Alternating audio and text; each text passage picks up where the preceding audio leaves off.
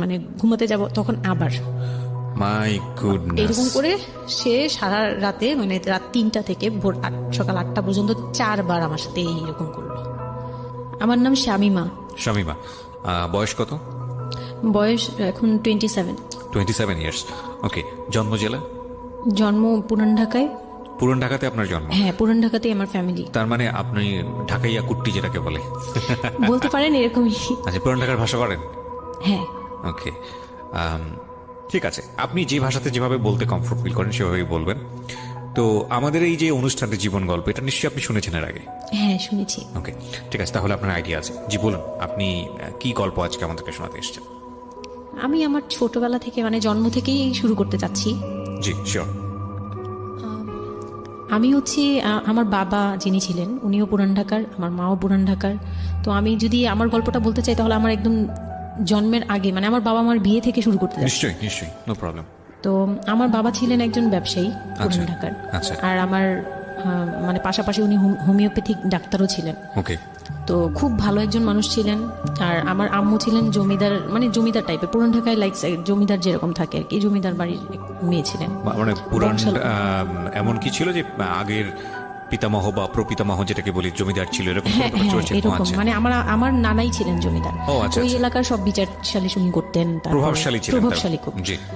তো ওই দিক থেকে আমার বাবা তো বিয়ের প্রস্তাব দেয়নি, মানে ফ্যামিলি থেকেই। আমার বাবার আবার একটা বিয়ে করেছিলেন আরো 8 বছর আগে আমার আম্মুকে বিয়ে করার, ওটা ছিল লাভ ম্যারেজ।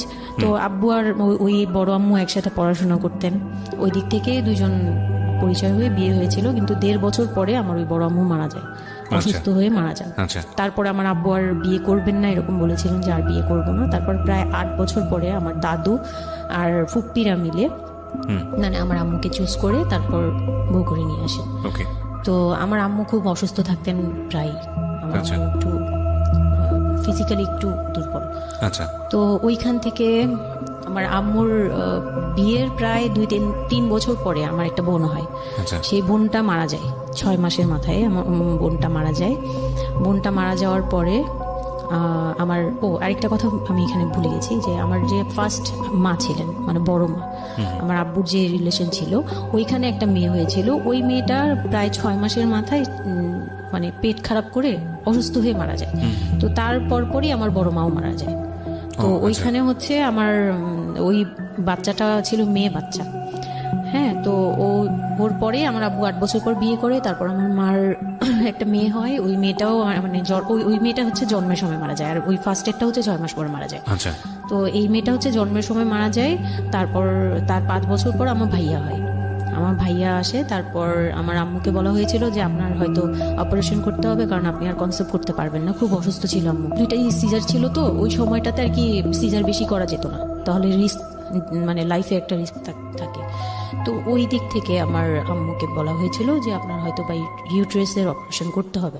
তো আমার আম্মু তখন বলেছিল যে না, আমার একটা মেয়ে দরকার, খুব অসুস্থ অবস্থায় বলেছিল আমার একটা মেয়ে দরকার, মানে আমার যদি একটা মেয়ে থাকতো খুব ভালো। হয়তো বা সৃষ্টিকর্তাই চাচ্ছিলেন যে একটা মেয়ে, মানে আমি যে আসবো এটা তো আর উনি জানতেন না, কিন্তু থাকে না যে অনেক সময় কিন্তু মিলে যায় এরকম। তো আমার আব্বু বলছিল যে মেয়ে হোক ছেলে হোক আরেকটা হলে ভালো হয়। তো ওইভাবে ট্রিটমেন্ট নিয়ে আমার প্রায় 2 বছর পরে আমি আমার আম্মুর মানে পেটে আসি। তারপর আমার জন্ম হওয়ার পরে আমরা ভালোই ছিলাম। আব্বুর বিজনেস ভালো ছিল। কিসের বিজনেস ছিল? ওনার হচ্ছে ইলেকট্রিক পার্সের বিজনেস ছিল। তো ওখান থেকে আব্বুর মানে ভালো বিজনেস করতেন। পুরান ঢাকায় ছিলাম আমরা 4 জন, একটা ফ্ল্যাট নিয়েছিলাম। আব্বু বিজনেস করতো, আমি স্কুলে ভর্তি হলাম, ভাইয়া স্কুলে ভর্তি হলো। তো খুব ভালোভাবেই কাটছিল দিনকাল। তো একটা পর্যায়ে যে আমার যখন 10-11 বছর, তখন হচ্ছে আমার আব্বুর বিজনেস একটু প্রবলেম হয়, একটু না ভালোই প্রবলেম হয়, মানে একজন খুব বড় ধরনের একটা লস সে ফেলে দেন। তো আমি এটা বলতে চাচ্ছি না। তো যাই হোক, খুব বড় একটা ট্র্যাজেডি, মানে আমার লাইফের সবচেয়ে বড় ধাক্কাটা আমি ওখানেই পাই, যে আমার আব্বু এরকম একটা পার্সন ছিল। আব্বু সবসময় বলতো যেটা, যে আমার এই মেয়েটা হচ্ছে, আমি দেখতে নাকি সেই প্রথম যে আব্বুর বেবিটা ছিল না, মেয়েটা যেটা 6 মাসের মাথায় মারা গেল, আব্বু তাকে খুব ভালোবাসতো। আমি নাকি দেখতে সেম ওরকম হয়েছি, শুধু আমি কালো। ওই মেয়েটা ফর্সা ছিল। তো আমি যখন জন্ম হই তখন আব্বু নাকি আমার ফেস দেখেই কান্না করে দেয় যে এটা আমার বড় বড় মেয়েটা যে ছিল তার মতো হয়েছে। তার মানে ও সেই, মানে আব্বুর ধারণা ছিল যে সেই আসছে, এরকম এরকম কিছু। তা আব্বু আমাকে অনেক আদর করতো, মানে অন্য অন্য বাবারাও আদর করে সব মেয়েদেরই, কিন্তু আব্বুর ভালোবাসাটা কেন জানি একদম ডিফারেন্ট ছিল, অনেক বেশি ভালোবাসতেন, অনেক বলার মতো না। সারাক্ষণ টেক কেয়ার, সারাক্ষণ, রাত নাই দিন নাই সব সময়। আমার রাতে খুব বদভ্যাস ছিল, আমি রাত জাগতাম প্রচুর। প্রতি রাতে আব্বু আমাকে হেঁটে হেঁটে ঘুম পাড়াতো কোলে নিয়ে। আচ্ছা, প্রায় 10 বছর 11 বছর পর্যন্ত আব্বু আমাকে কোলে নিয়ে ঘুম পাড়াতো, অনেক আদর করতো। আর যখন যেটা, তখন তো ছোট ছিলাম, যখন যেটা বলতাম আব্বু এখন এটা লাগবে, রাত দিন তো বুঝতাম না, আব্বু ওই সময় বের হয়ে যেত, মানে খুঁজতে বের হয়ে যেত কোথায় পাই এটা, আমার মেয়ে বলছে। তো ভাইয়ার সাথে খুব একটা এরকম হয় নাই, আমার সাথে বেশি হতো। তো ভাইয়া এটা নিয়ে একটু জেলাসও করতো, আর সাধারণতই কিন্তু মানে ভাই বোনের মধ্যে এই এটা থাকে, তো আমাদের মধ্যেও এরকম ছিল। তো আব্বু যখন বিজনেস লস হলো তখন খুব বেশি, মানে আব্বু ভেঙে পড়লো, আমরাও মোটামুটি, আমি তো আর বুঝি না, কিন্তু আমি তখন বুঝতাম যে আমার কিছু একটা কমতে যাচ্ছে, মানে কমতি হচ্ছে আমার, কারণ সবকিছু চাওয়ার পরপরই পাওয়া আর একটু লেট করে পাওয়া, এগুলো নিয়ে একটু একটু মেন্টালি এতে পড়ে গেলাম। তো আব্বু বুঝতে দিত না, শুধু আম্মুকে বলতো যে ওদের বুঝতে দিবেন। আম্মু আমাদের বুঝতে দেয়নি কখনো, এরকম ভাবে ইয়ে করেনি। কিন্তু একটা সময় দেখলাম কি আব্বু বাসা চেঞ্জ করছে, ছোট বাসা নিচ্ছে, মানে এগুলো খুব ব্রেনে গিয়ে লাগলো যে ছোট বাসা কেন আর এরকম কেন হচ্ছে। আব্বু আস্তে আস্তে ব্যবসা ঘটাচ্ছে, নতুন কিছু করার চিন্তা করছে, মানে এগুলো নিয়ে আমিও খুব ডিপ্রেসড হয়ে গেলাম। তখন আমি ক্লাস 6-7 পড়ি, এরকম হবে 7 থেকে 8 উঠবো এরকম। তো আব্বু সবকিছু গুটিয়ে চলে যাচ্ছিল ওনার এলাকায়, মানে দয়াগঞ্জের ওই সাইডে, মানে আমার দাদির এলাকা যে সাইডটা, ওই সাইডটাতে চলে যাচ্ছে। ওখানে চলে যাচ্ছে, বলছে আমি ওখানেই বিজনেস করবো, ওখানে একটু মানে রুম রেন্টও কম, আমি ওখানেই চলে যাব। আর আব্বুর যে ফ্ল্যাট একটা কিনেছিল, আব্বু এর মাঝখানে একটা ফ্ল্যাট কিনেছিল কিস্তিতে, তো ওইটাও সেল করে দেয়, সেল করে বিজনেসে ওইটাও ইনভেস্ট করে। এটা একটা বোকামি করে আমার আব্বু। যাই হোক, উনিও বুঝতে পারেনি। তো ওখানে যাওয়ার পরে সেখান থেকে আব্বু আর কিছু করতেই পারলো না। আর আমাকে করলো কি, ওই সাইডটা একটু মানে রাফ এলাকা, তো যে এলাকায় আব্বুরা মানে ওখানে গেল একটু অন্য ধরনের, মানে একটু ইফটিজিং বেশি হয়, এইসব প্রবলেম ফেস করতে হয়। আর আব্বু তো আমাকে বাসা থেকে বের হতে দিত না, আর ওই সময় আমাকে বোরকা পরাতো। তখন 10-11 বছর বয়স, কিন্তু ওই সময় আমাকে বোরকা পরাতো। তো ওই দিক থেকে চিন্তা করেছে যে এখান থেকে স্কুল চেঞ্জ করতে হবে, 8-এ উঠে যাচ্ছে মেয়েটা, তো এখান থেকে স্কুল না চেঞ্জ করে ওর মামার বাসায় থাকুক, আমার ছোট মামার বাসায় আর কি। আমরা তো নানু বাড়ি তো আমার ওখানেই, বংশাল সাইডে আর কি। তো ওইখানে আমার মামা বাসায় নানু বাড়িতে রেখে আমার আব্বু যায়, কিন্তু রাখতে চায় না প্রথমে। আমার আম্মু খুব রিকোয়েস্ট করে যে এখানে ভালো থাকবে। আর আমার মামা ওইখানকার, আবার নানার পরে আমার মামাই ওখানে মোটামুটি প্রভাবশালী, মানে নানার যে প্রভাবটা ওটা আমার মামা পেয়েছে, মানে ওখানে বিচার টিচার যা হয় সব মামা করে, এখনো করে। তো ছোট মামার বাসায় গেলাম, মামি আমাকে খুব আদর করতেন, মামি আমাকে অনেক স্নেহ করেন, সত্যি কথা এখনো অনেক স্নেহ করেন, কিন্তু আমার যাওয়া হয় না, এটা আমি পরে বলছি। তো ওখানে ছিলাম, মামার বাসায় গেলাম, খালার ছেলে, বড় ছেলে, হ্যাঁ, উনি হচ্ছে আমার, মানে মামার বাসায় আসছে হঠাৎ করে। আমি জানতাম না যে কেন আসছে, মাঝে মাঝে দেখা হলে সালাম দিতাম। কি নাম ওনার? ওনার নাম রিপন। ওকে। তো উনি হচ্ছে আমার মামার বাসায় আসছে। আপনার খালাতো ভাই? খালাতো ভাই, উনি আমার খালাতো ভাই, উনি আসছে। তো অনেক দিন পর আর কি আসছে। ও আমি তখন 9-এ পড়ি, পহেলা বৈশাখ ছিল, আমি 8 থেকে 9-এ উঠে গেছি পহেলা বৈশাখ। তো ওই সময়টাতে তাকে দেখলাম যে সে আমাদের বাসায়, রিপন। হ্যাঁ। তো আমি সালাম দিলাম, ভাইয়া কেমন আছেন, কারণ উনি আমাদের অনেক সিনিয়র। আপনি তখন ক্লাস 9-এ পড়েন? হ্যাঁ, 8 থেকে 9 আর কি। 8 থেকে 9, ওকে। হ্যাঁ। তো ওই সময় আমি দেখে বললাম, ভাইয়া কেমন আছেন, চা খাবেন? তো আমার মামা বললো, হ্যাঁ চা বানিয়ে নিয়ে আসো। তো আমি গিয়ে পরে শুনি যে আমার মামাতো ভাই আমাকে বলতেছে যে আমার মামাতো ভাই আবার আমার একদম মানে আপন ভাইয়ের চেয়েও বেশি বলবো, কারণ ওর সাথে আমি সবকিছু, মানে ও আর আমি একসাথে বড় হয়েছি, কখনো মনে হয়নি যে এটা আমার মামাতো ভাই, নিজের ভাই মনে হতো। তো আমার বলতেছে যে তুই তো এখন আন্টি হয়ে যাবি, মানে দুষ্টুমি করতেছে যে তুই তো এখন বড় ভাবি হয়ে যাবি, হ্যাঁ তেন। আমি বলি কেন? বলে রিপন ভাই না তোরে বিয়ে করতে চায়। তো আমি খুব হেসে দিলাম, মানে আমি বলতেছি যে দুষ্টামি করতেছে, এরকম ভাবছিলাম যে মনে হয় ফান করছে। আমি ওর সাথে আবার কতক্ষণ চিল্লাচিল্লি, যায় উল্টাপাল্টা কথা বলিস কেন সেই। তো এগুলা নিয়ে ওরা সবাই মিলে আমার সাথে বলতেছে, বলে কি এরা রিপন কেমন কথা বলো, উনি এই সেই। বয়সে কত বড় ছিল আপনার থেকে? আমার তখন 13 আর উনার তখন ধরেন 37। 24 বছরের বড়, মানে আপনার না 24 বলতে এখানে, হ্যাঁ 24 বছরই তো বড়, 24 তাই তো? বছরের ও বড়। মাই গড, ওকে। তো উনি তখন, আমি ভাবতেই পারিনি যে এই লোকটার সাথে আমার বিয়ে দিবে সবাই। মানে ও বললে তো এটা পাগলামি মনে করার কথা, Right. যে এটা একটা পাগলামি, এটা এটা কেমন কথা ক্লাস 9 পড়া এক যে মেয়ে, উনি যদি মানে লিগেল বয়সে বিয়ে করতে হয় তো আমার সমান একটা বিয়ে বাচ্চাই থাকতো। হ্যাঁ, তা আমি না ভাবতেই পারিনি তখন। তারপরেও না আমি চুপ হয়ে গেছি, আমি এই ব্যাপারে ডিসিশন দেওয়ার মতো বয়স আমার ছিল না, জ্ঞানও ছিল না। তো হুট করে আমার মামা মামি আমাকে জিজ্ঞেস করারও প্রয়োজন বোধ করেনি বা জানানোরও প্রয়োজন, কি কারণে জানি না, তবে ওনারাই ডিসিশন নিয়ে বলল যে আমার আব্বু আম্মুকে জানালো, আমার মেজো খালা যে মানে আমার আম্মুর ইমিডিয়েট বড় যে, ওনাকে আমার আব্বু আম্মুর কাছে পাঠায়। আর আমার আব্বু আম্মু তখন থাকে হচ্ছে তারই আমার এক ফুপির বাসায়, বাসা ভাড়া নিয়ে থাকে আর কি। তো ফুপির বাসায় থাকে, ফুপির নিজের বাসা, তো ওখানে থাকে। তো আব্বুর কাছে পাঠায়, তখন আমিও যাই ওই বাসায়। তো আমি তো আর জানি না এই কথা বলতে আসবে। আমি আবার ভাইয়ার সাথে বসে বসে গল্প করতে থাকি, ভাইয়া ছিল, ফুফাতো বোন ছিল, আমরা একসাথে গল্প করতে থাকি। তো হঠাৎ করে শুনি যে একটু মানে আমার খালা খুব জোরে সোরে বলতেছে, মানে চিল্লাচিল্লি করে বলতেছে যে যদি এই বিয়ে না হয় তাহলে আমাদের সাথে তোদের কোনো কন্ট্যাক্ট নেই, আজকে আচ্ছা। থেকেই বন্ধু। আচ্ছা, হ্যাঁ, এই বিয়ে হতেই হবে। কেন হতে হবে? আমার আব্বু বলছে কেন হতে হবে, আমার মেয়ে তো অনেক ছোট, ও তো এই সংসারের ভার নিতে পারবে না, বলো ওগুলো আমরা দিব, ওরে আমরা বাচ্চার মতো পালবো।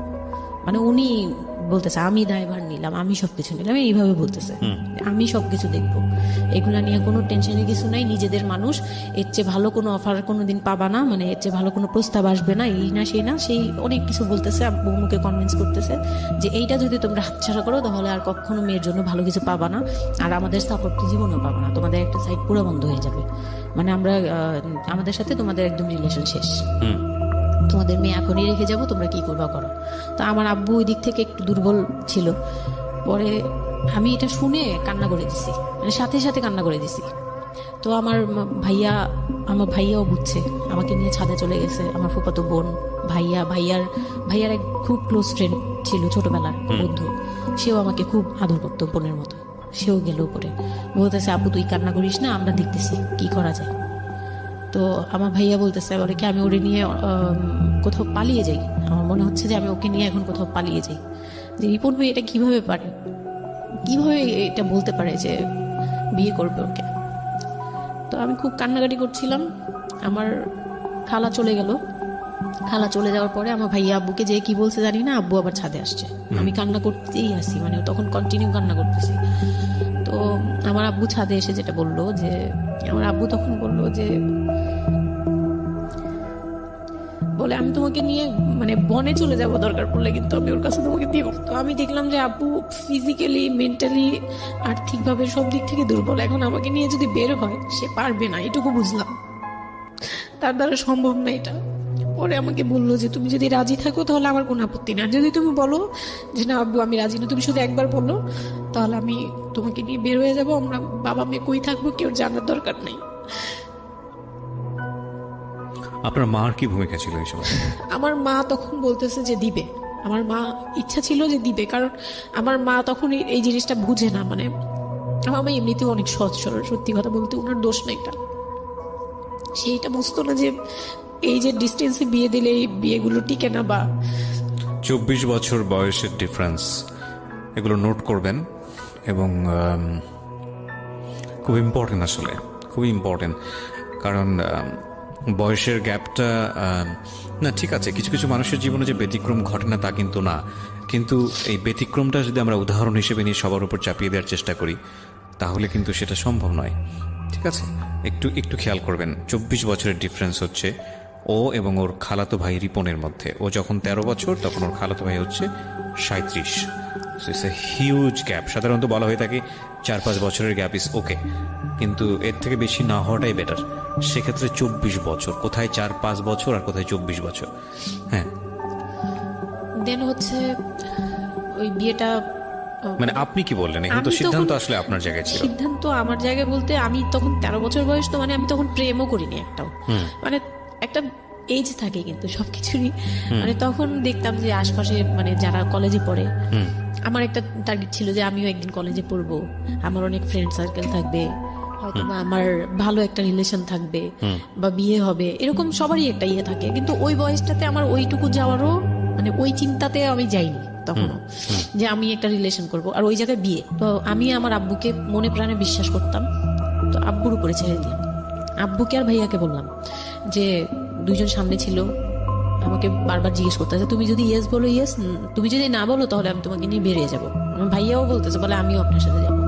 তো আমি দেখতেছি আব্বু এমনিতেই 1 থেকে 1.5 বছর বা 2 বছর ধরে এরকম সার্ভাইভ করতেছে, মানে নিজে যুদ্ধ করে পারতেছে না, কাজকর্ম সবকিছু বন্ধ হয়ে গেছে, মানে বিজনেস টিজনেস সব গুটিয়ে ফেলছে। তারপর উনি যে এখন নিজে চলবে ওইটাই চলতে পারতেছে না, মানে খুব কষ্ট হচ্ছে। আমাকে আমার মতো মানে আমাকে যেখানে উনি একটা রাত 24 ঘন্টা একবার হলো আমাকে দেখতে হতো, ওই জায়গায় আমার মামার বাসায় ফেলে রাখছে, প্রতিদিন হেঁটে যেত, দেখে আসতো, একবার হলেও দেখে আসতো, মানে এরকম কষ্টগুলো করছে। ওই দিক থেকে চিন্তা করে দেখলাম যে না, আমার আসলে ওনাকে প্রেশার দেওয়া উচিত না, ওনার উপর ছেড়ে দিই। তখন নাকি এটাই মাথায় কাজ করছে যে আব্বু আপনি যেটা বলবেন সেটাই। পরে তার 1 সপ্তাহের মধ্যে 14 এপ্রিল পয়লা বৈশাখ আর 23 তারিখে আমার এঙ্গেজমেন্ট হয়। এঙ্গেজমেন্ট হয়ে যায়? হ্যাঁ, ওই উনি একদম খুব তাড়াহুড়া করে যে এঙ্গেজমেন্ট হতে হবে, বিয়ে হতে হবে খুব শীঘ্রই, তো ওইভাবে এঙ্গেজমেন্ট হয়। মানে এঙ্গেজমেন্টের পরেও আমি একদম স্টপ, আমার মাথায় কিছুই, তখন আমি পুরোপুরি ব্ল্যাঙ্ক, মানে আমি যে নিজের থেকে কিছু বলবো কিছু করব আমার ভিতরে ওইগুলো আর কাজ করছিল না। স্কুলে যাইতাম, অনেক সময় যাই না, এরকম আর কি, যে যেতে ইচ্ছে করলে যাই, না ইচ্ছে করলে যাই না, এরকম হয়ে গেলাম। এঙ্গেজমেন্টের 3 মাস পরে বিয়ে হওয়ার কথা ছিল, কিন্তু ঘুরতে ঘুরতে 4 থেকে 5 মাস ইয়ে হলো। তো 2004-এ 4 থেকে 5 মাসের মধ্যে সে আমার সাথে অনেকবার দেখা করতে চাইছে, কেউ দেখা করতে দেয়নি, কারণ আমার ফ্যামিলি খুব রেস্ট্রিক্টেড ছিল এইসব ব্যাপারে, কেউ দেখা করতে দেয়নি। আর আমিও ভয় পেতাম, তো আমি খুবই ভয় পেতাম, উনাকে অনেক ভয় পেতাম, সোজা কথা আমি উনাকে খুব ভয় পেতাম। তো এর মাঝখানে এক ভাবি, আমার নানু বাড়িতে ছিলাম, তো মানে মামা বাড়ি, আমার মামার নিজের বিল্ডিং হচ্ছে একটা, আর নানু বাড়ি পুরোনোটা, যেটা পুরোনো বাড়ি, ওখানে তো আমার সব জয়েন্ট ফ্যামিলি, মানে আমার অন্য মামারা এবং মামাতো ভাইয়ের বউরা সবাই একসাথে থাকে। তো আমার এক মামাতো ভাইয়ের বউ তাকে খুব রিকোয়েস্ট করছে যে ভাবি আপনি ওকে একটু ডেকে দেন, কথা বলবো। তো আমার মামাতো ভাইয়ের বউ মনে করছে যে সে তো তাদের তো বিয়েই হচ্ছে, তো সমস্যা কি, ডেকে দিই। তো আমাকে আর বলে নেই। প্রথমে একবার আমাকে বলছিল যে দেখা করে দিবে, তখন আমি বলছি না আমি যাবো না, আমি দেখা করবো না, আমার খুব ভয় লাগতো। তখন আমার বিয়ের মনে হয় 1.5-2 মাস আগের কথা এটা। তো আমার মামাতো ভাইয়ের বউ আমাকে ডাকছে যে কিছু একটা বলে, মানে জামা বানানো বা সামহাও এরকম কিছু একটা, অনেক বছর আগে তো ভুলেও গেছি যে কি একটা কারণে আমাকে ডাকছে সে। তো আমি গেলাম, একদম মনের অজান্তেই গেলাম, গিয়ে পরে রুমে গেছি, পরেই দেখি হইলো মানে রিপন বসে আছে। তো বসে আছে দেখে না আমার একদম খুব একটা আঘাত লাগলো যে এই ভাবি আমাকে এইভাবে নিয়ে আসলো। আর ভাবি তো মজা করে, মানে ওনারও দোষ না, উনি ভাবতেছে যে নতুন বিয়ে হবে, ওদেরকে একসাথে করিয়ে এসে। তো উনি বললো কি আচ্ছা তোরা বস, আমি চা নিয়ে আসি, এরকম বলে উঠে গেল না, আমার আরো ভয় লেগে গেছে। আর তখন আমি গিয়ে দেখতে পারলাম যে ওই লোকটার আচরণ খুবই খারাপ। মানে আমার কাছে তখন মনে হয়েছে যে কেন মনে হলো এটা, কেন মনে হলো, হুট করে ভাবি যখন গেল, সে সাথে সাথে আমার পাশে এসে বসছে এবং আমাকে মানে খুব মানে নোংরা ভাবে টাচ করতেছে। তখন আমার বয়স খুব ছোট, তো স্বাভাবিক না এটা আমার কাছে ভালো না লাগার কথাই, কারণ আমি তাকে বড় ভাই জানি। এক্স্যাক্টলি, মানে কয়দিন আগেও তো সালাম কালাম দিয়ে দূরে থেকে কথা বলতাম, হ্যাঁ বড় ভাইয়া বলতাম, সবাই মানে তাকে বড় ভাইয়াটাকে আমিও বড় ভাইয়া ডাকতাম ওই ইয়ে থেকে। আর সেই লোকটা এসে আমাকে মানে খুব অপ্রীতিকর ভাবে জড়িয়ে ধরতেছে, তারপর জড়াজড়ি করতেছে, মানে খুব ঘেন্না লেগে গেল। আমি খুব জোরাজোরি করে আমি বললাম আমি এখন চিল্লাচিল্লি করবো, মানে তখন আমার খুব খারাপ লাগতেছিল, আমি বললাম আমি চিল্লাচিল্লি করবো বলে আমি একটু জোরে বলছি, পরে উনি আমাকে ছেড়ে দিছে। আমি এমন দূর দিছি একবারে সরাসরি মানে মামার বাসায় চলে গেছে, আর আসিনি। আর ওখানে গিয়ে অনেক কান্নাকাটি করছে যে এখন তো নাও করা যাবে না, আর এই লোকটা এরকম কেন, এই লোকটা তো তাহলে বিয়ের পরে, মানে আমার একটা ভয় ঢুকিয়ে গেছে যে এই লোকটা তো তাহলে আমাকে না জানি কি করবে, এরকম একটা ভয় ঢুকিয়ে গেছে। তখন তো ছোট ছিলাম, আর আমাদের ওই সময়টাতে তো এত মিডিয়া ছিল না যে আমরা এত কিছু বুঝবো যে এই আর কি। তো ওখানে তারপর 1.5 থেকে 2 মাস পরে বিয়ে হলো। এর মাঝখানে অনেকবার ফোন টোন করতো, এই করতো, আমি রেসপন্স করতাম না। তো বিয়ে যেদিন হলো, বিয়ের রাতের কথাটা কি বলবো? নিশ্চয়ই আপনার যদি মনে হয় যে বিষয়টা সামাজিকতার জায়গাটা থেকে খুব সেন্সিটিভ, একটা মেয়ের মানসিকতার জায়গাটা থেকে, যেটা কোনো আসলে এটা রকমভাবে- আমার বলার মতো শক্তিও নাই। সত্যি কথা বলতে আমি এটাই আমার লাইফের সবচেয়ে বড় বড় ট্র্যাজেডি, বিয়ের রাত। হয়তো আপনি খেয়াল করছেন কিনা জানি না, কিন্তু আপনি মাঝখানে বললেন যে আমি অ্যাফেয়ার করবো কিভাবে, আমার মন তো তখনই ভেঙে দিছে। আমার ভিতরে একটা ভয় কাজ করে।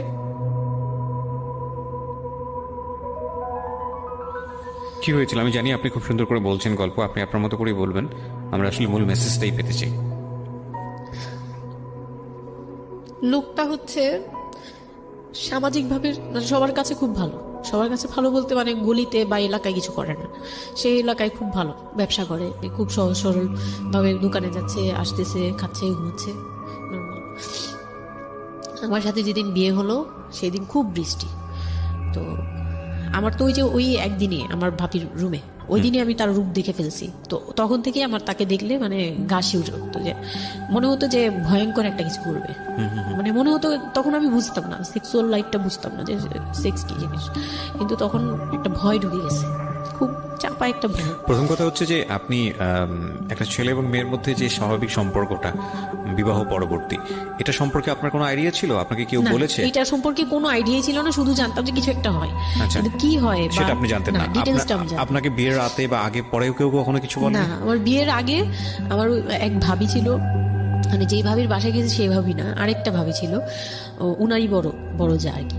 তো ওই ভাবি আমাকে জাস্ট কানে কানে বলছে যে আজকে কিন্তু যাই হোক একদম চুপ থাকবি, আমাকে এইভাবে বলছে, শুধু এটা বলেছে? শুধু এটা বলছে, আজকে যাই তো হোক আরো চুপ ভয়ানক থাকবি। কথা বলেছে, মানে এটা তা আমি শুনলে তো আরো বললাম ভয় যাই লাগে। হোক কি হবে, বলে কিছু বুঝো না তুমি, হ্যাঁ কিছু এতই ছোট কিছু বুঝো না, এইগুলি বলতেছে। মানে আপনার মনে আরো বেশি ভয় ঢুকে গিয়েছে? কোন ধরনের চিল্লাচিল্লি করবি না, চুপচাপ থাকবি, মানে জাস্ট হাসি মুখে এরকম করে বলছে। কিন্তু আমার কাছে একটু ভয় ভয় লাগছে তখন, যে এই লোকটা তো ওই সময় যদি এরকম মানে খপ করে জড়া ধরতে পারে, এই লোক কি করতে পারে, কি হতে পারে, মানে এই টাইপের একটা ভয় কাজ করছে তখন এই জিনিসগুলো বুঝতাম না, মানে ফিজিক্যাল রিলেশন বা এগুলি এই সম্পর্কে কিছুই জানতাম না। জানতাম যে কিছু একটা হয়, হাজবেন্ড ওয়াইফে কিছু হয়, কিন্তু কি হয় এটা জানতাম না, এরকম ছিলাম। তো নর্মালি যখন বিয়েটা হলো, কমপ্লিট হলো, সে তো মানে কতক্ষণ রুমে যাবে এরকম। একটু পজ দিচ্ছি আমি এখানে, কারণ আমি জানি যে ম্যাক্সিমাম আমি গেস করছি এখানে, কারণ এদিকে এখানে যারা শুনবে বা এই মুহূর্তে যারা শুনছে তাদের ইন্টেনশনটাকে আমি একটু ক্লিয়ার করতে চাই। সেটা হচ্ছে আমরা এটা বলি যে this is an entertaining show, but এই জীবন গল্প বলেন বা আমার লাস্ট 7-8 ইয়ার্সের ক্যারিয়ারে আমি রেডিওতে যে ধরনের প্রোগ্রাম করেছি, সোশ্যাল অ্যাওয়ারনেসের জায়গাটা থেকে এটা কি ধরনের ভূমিকা রেখেছে সেটা আপনারা আপনাদের জায়গা থেকেই ভালো মূল্যায়ন করতে পারবেন। বাট আমি একটু করজোরে আপনাদের কাছে একটা মিনতি করতে চাই, এই ঘটনাটাকে সিনেমা হিসেবে না দেখে, সিনেমার পর্দায় কিছু একটা ঘটতে যাচ্ছে এরকম একটা কিছু হিসেবে না দেখে, রেডিও হিসেবে না দেখে, একটু নিজের জায়গা থেকে চিন্তা করে দেখবেন, বা যদি বিষয়টা এরকম হয় একটা মানবিক জায়গা থেকে একটু চিন্তা করে দেখবেন। 24 বছরের গ্যাপ হাজব্যান্ড আর ওয়াইফের মধ্যে, 24 ইয়ার্স, 13 বছরের একটা মেয়ে, যে মেয়েটার জীবনে প্রেম বলতে কোনো কিছু আসেনি, শারীরিক সম্পর্ক কি সে বোঝেই না, এবং দ্বিতীয়ত যে বিষয়টা ইম্পর্টেন্ট, বয়ঃসন্ধিকালের একেবারে ইনিশিয়াল স্টেজে সে আছে, সে জানি না আসলে বিষয়গুলো কি। আর 37 বছর মানে হচ্ছে আমাদের পার্সপেক্টিভ থেকে, আমাদের সামাজিকতা জায়গা থেকে একটা ছেলে যখন একদম এই সমস্ত স্টেজ, প্রেম বলেন, শারীরিক সম্পর্ক বলেন, বা অন্যান্য যে বিষয়গুলো আছে সেগুলো বলেন, সেগুলো অতিক্রম করে মোটামুটি বৈষয়িক হয়ে গেছে। বৈষয়িক বলতে আমি যেটা বোঝাচ্ছি, এই জীবনে এসে দায়িত্ব ছাড়া অন্য কোনো কিছু থাকে না 37 বা 40 বছরের পর থেকে, এরকম একটা স্টেজে আছে। তার মানে ওদের মধ্যে মেন্টাল ম্যাচিং এর কত বড় একটা গ্যাপ।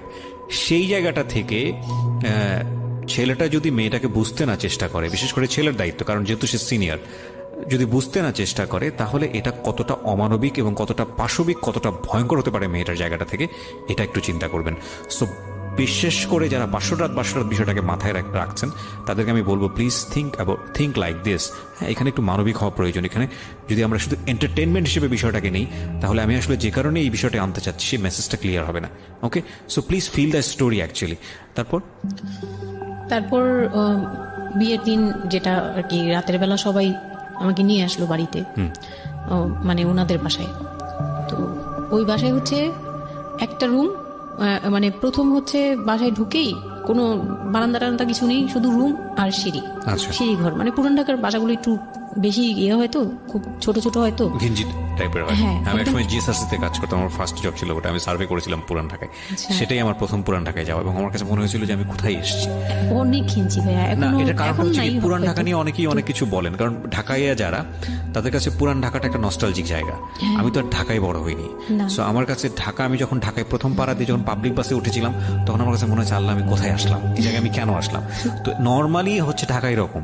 তারপরে যখন পুরান ঢাকায় গেলাম, পুরান ঢাকার সাথে আমার ওই ধরনের অ্যাটাচমেন্ট কখনোই ছিল ওটা না। অনেক বেশি, অনেক ঘিঞ্জি ভাইয়া। আমার মনে আছে চকবাজারের যেই চকবাজার নামে একটা যে জায়গা আছে, ওখানে হ্যাঁ, চুরি চকবাজার। পট্টি বা কি যেন একটা আছে না, যে মেয়েদের কসমেটিক্স বিক্রি করে, হ্যাঁ। ম্যাক্সিমাম হচ্ছে নকল, আমি জানি না এখন কি রকম আছে।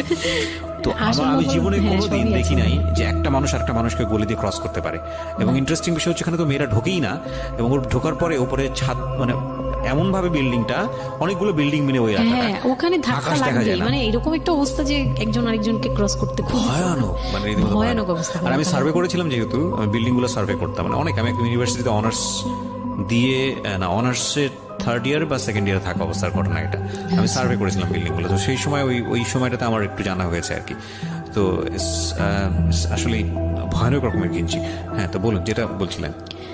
তো যেটা বলছিলাম যে ওই রাতে ওই একটা রুম, এরকম রুমের উপরে রুম, তার উপরে রুম, মানে সিঁড়ি রুম, সিঁড়ি রুম এরকম। আর প্রথম যে রুমটা, মানে নিচতলায় যে রুমটা ছিল, সেই নিচতলা রুমের সিঁড়ির নিচে ছিল চুলা আর বাথরুম, সিঁড়ি কর্নারে। ওকে মানে এটা হচ্ছে ওদের নিজের বাড়ি, ওকে। এইটুকুই ছিল এই মানে room টা। তিনটা রুম, মানে হচ্ছে হলো এক ধরনের বিল্ডিং, একটা বিল্ডিং, একতলা দুতলা তিনতলা এরকম বিল্ডিং, বা তিনতলা তিনটা রুম। বিল্ডিং, হ্যাঁ তিনতলা বিল্ডিং, কিন্তু তিনটা room। সিঁড়ি আর রুম, সিঁড়ি আর রুম। আমরা নিচের কত যে- অল্প জায়গার মধ্যে এই জিনিসটা ম্যানেজ করেছে। হ্যাঁ, আমি পরে শুনেছি যে এটা আধা কাঠারও নিচে। আধা কাঠার নিচে, ওই তো আধা এক কাঠারও শতক বা হাফ শতক জমি যেটাকে বলে। হ্যাঁ হ্যাঁ, শুধু একটা রুম আর সিঁড়ি, জাস্ট এইটুকু। তো ওইটুকুর মধ্যেই মানে বাড়িটা। তো ওই বাড়িতে আমার খালার বাড়ি ছিল, আমি তো প্রায়ই যেতাম, বেড়াতে যেতাম ছোটবেলায়।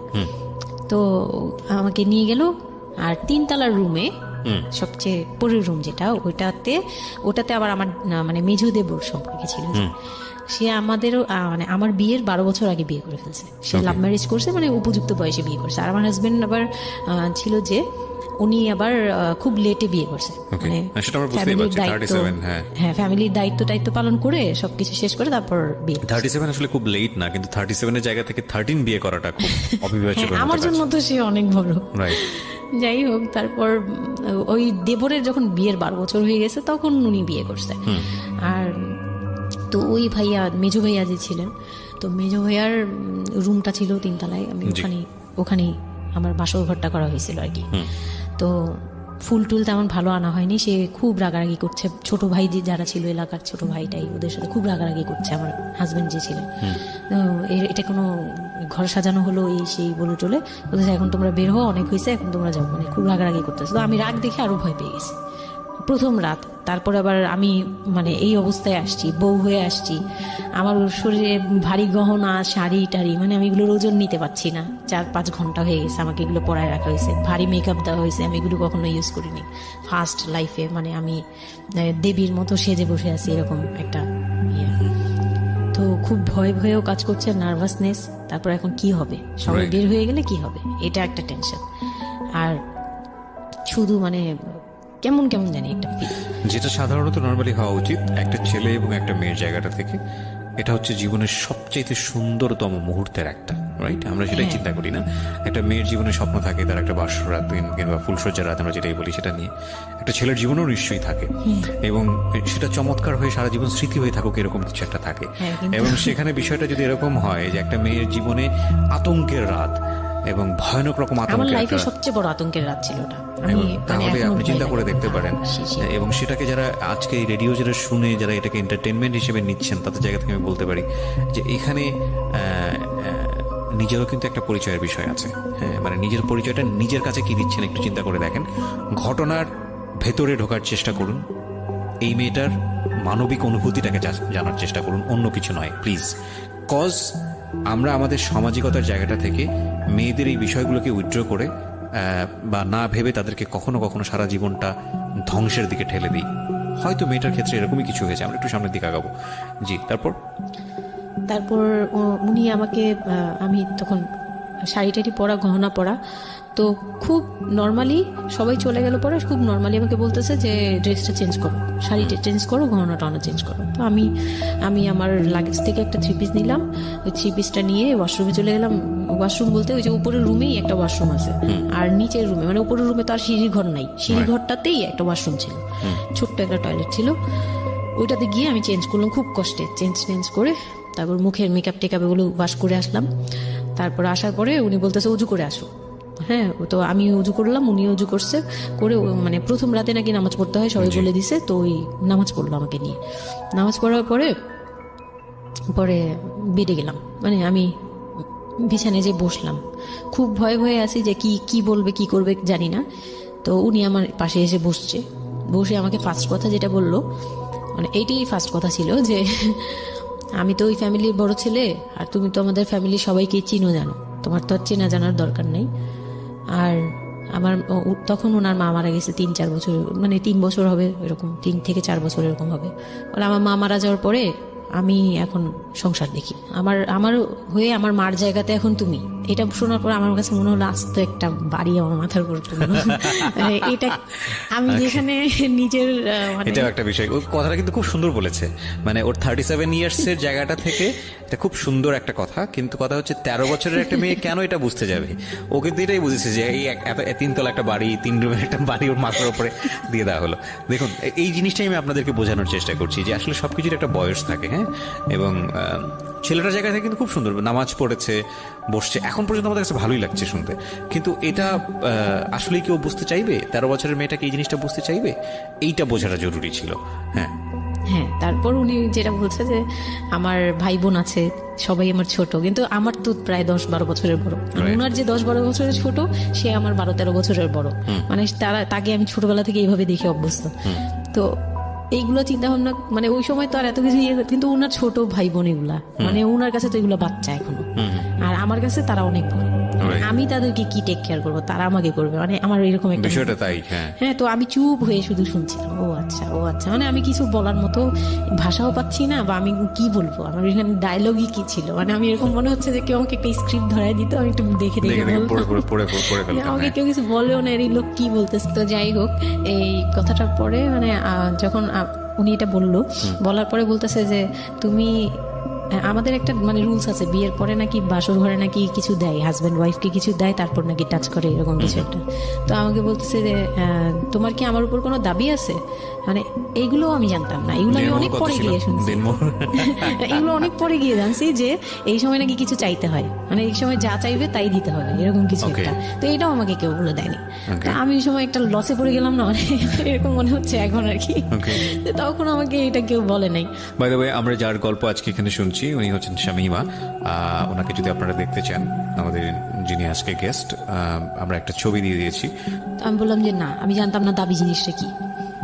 তো না বলার পরেই সে তো মানে আমার কাছে খুবই, মানে এই কথাগুলো বলতে আমি বলতে পারবো না। ঠিক আছে, বলার দরকার নেই, আমরা জাস্ট সিচুয়েশনটা বুঝতে পারছি যে ওইটা আমার ফার্স্ট নাইট ছিল, আর আমি ওগুলা মানে ওই ফিজিক্যাল ব্যাপারগুলো আমি বুঝতাম না ওই সময়টাতে, বোঝার কথাও না, বুঝতামও না, একদমই বুঝতাম না যে এই হয়। তো যখন উনি শুরু করলো, শুরু থেকে শেষ পর্যন্ত মানে খুব অল্প সময়ের মধ্যে খুব অমানবিকভাবে, মানে এটা এখন বর্তমানে যদি আমি কল্পনা করতে যাই, তাহলে এটা একমাত্র পারে রেপিস্টরাই পারবে, এটা রেপ ছাড়া কিছুই ছিল না। এখন বুঝি, ওই সময় বুঝতাম না। আর ওই সময় আমি এগুলো বুঝতাম না দেখে, আর আমাকে একটা কথা বলা হয়েছিল, আমার মাথায় একটা জিনিস কাজ করছিল যে ভাবি বলছে যে এইখানে যা হবে এগুলো সবই ঠিক।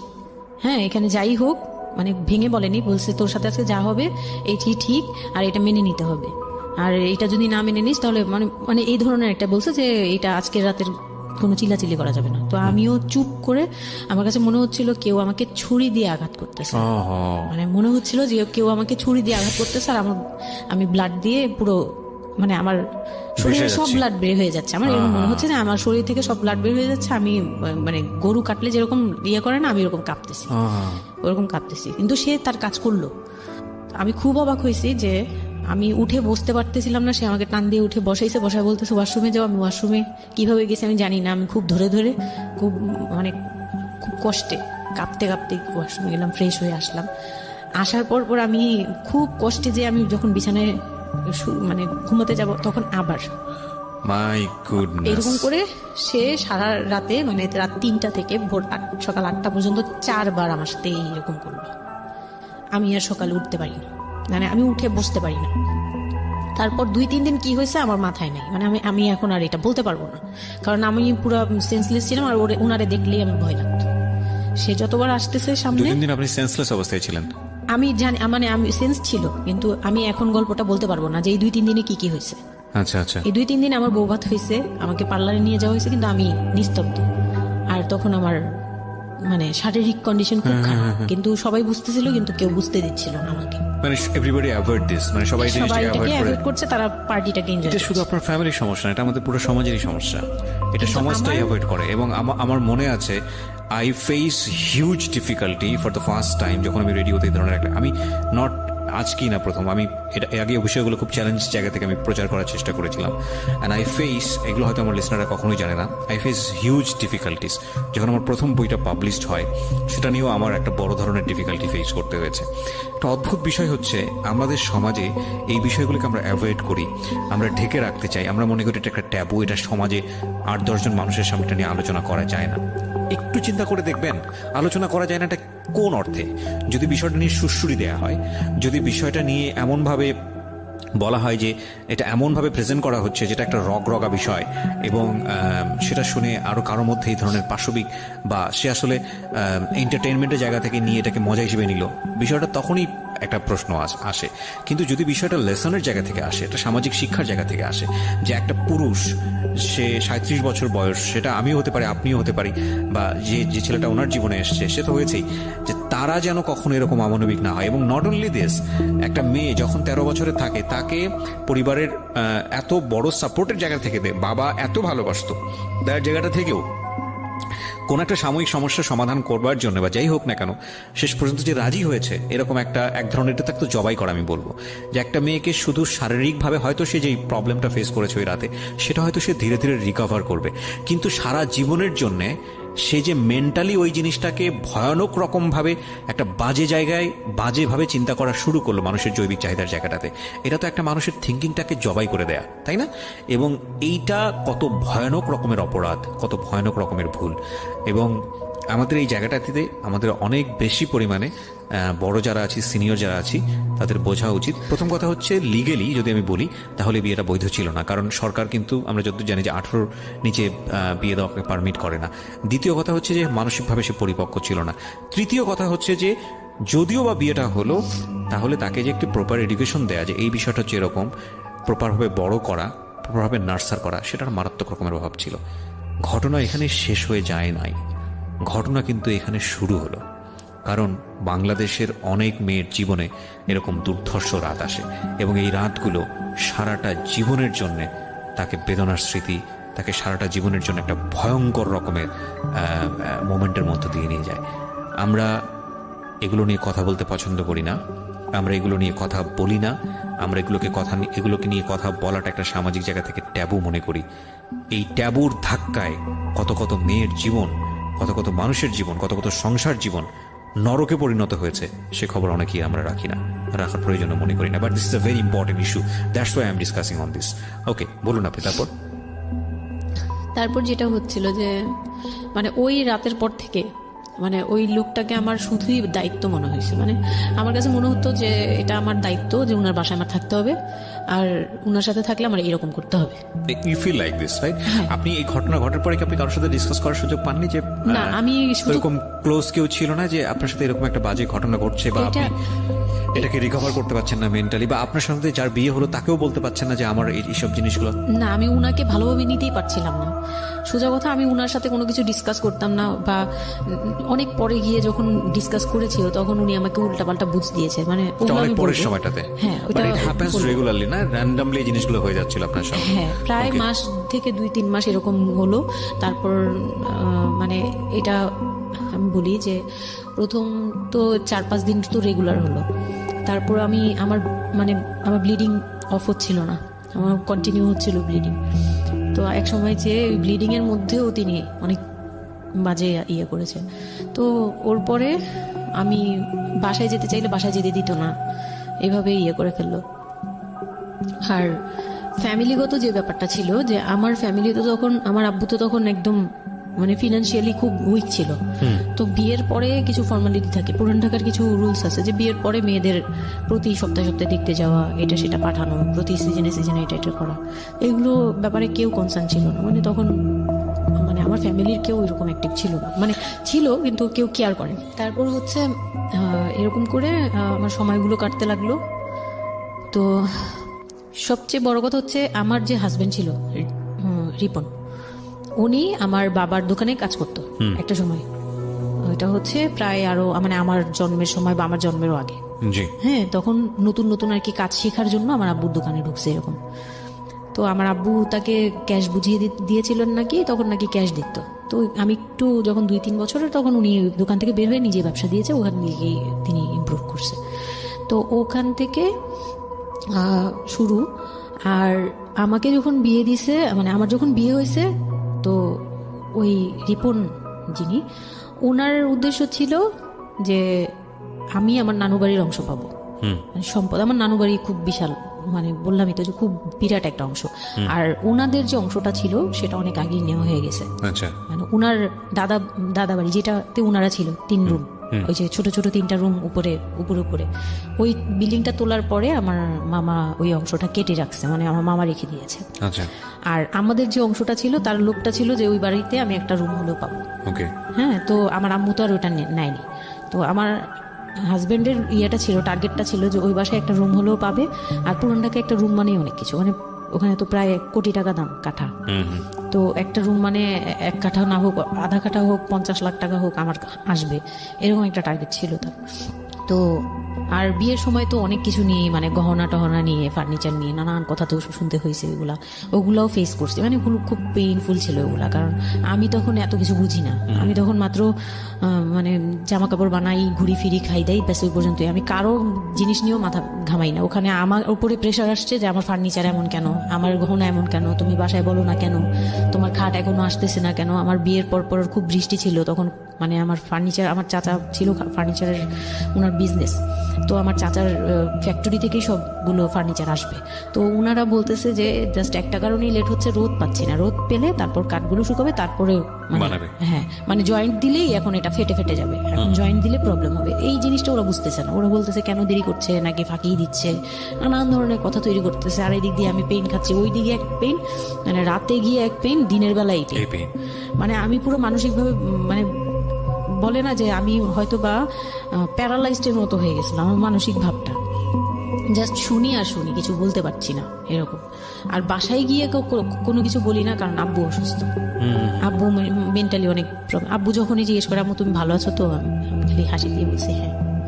যতবার জিজ্ঞেস করে তুমি খুশি আছো তো, আমি হ্যাঁ। আমি এই একটা কথাই বলছি, হ্যাঁ ভালো আছি। আসলে আমি ভালো ছিলাম না, কিন্তু বুঝতে দেইনি। ওই লোকটার ছোট বোনগুলো আমার সাথে অনেক রাফ বিহেভ করছে।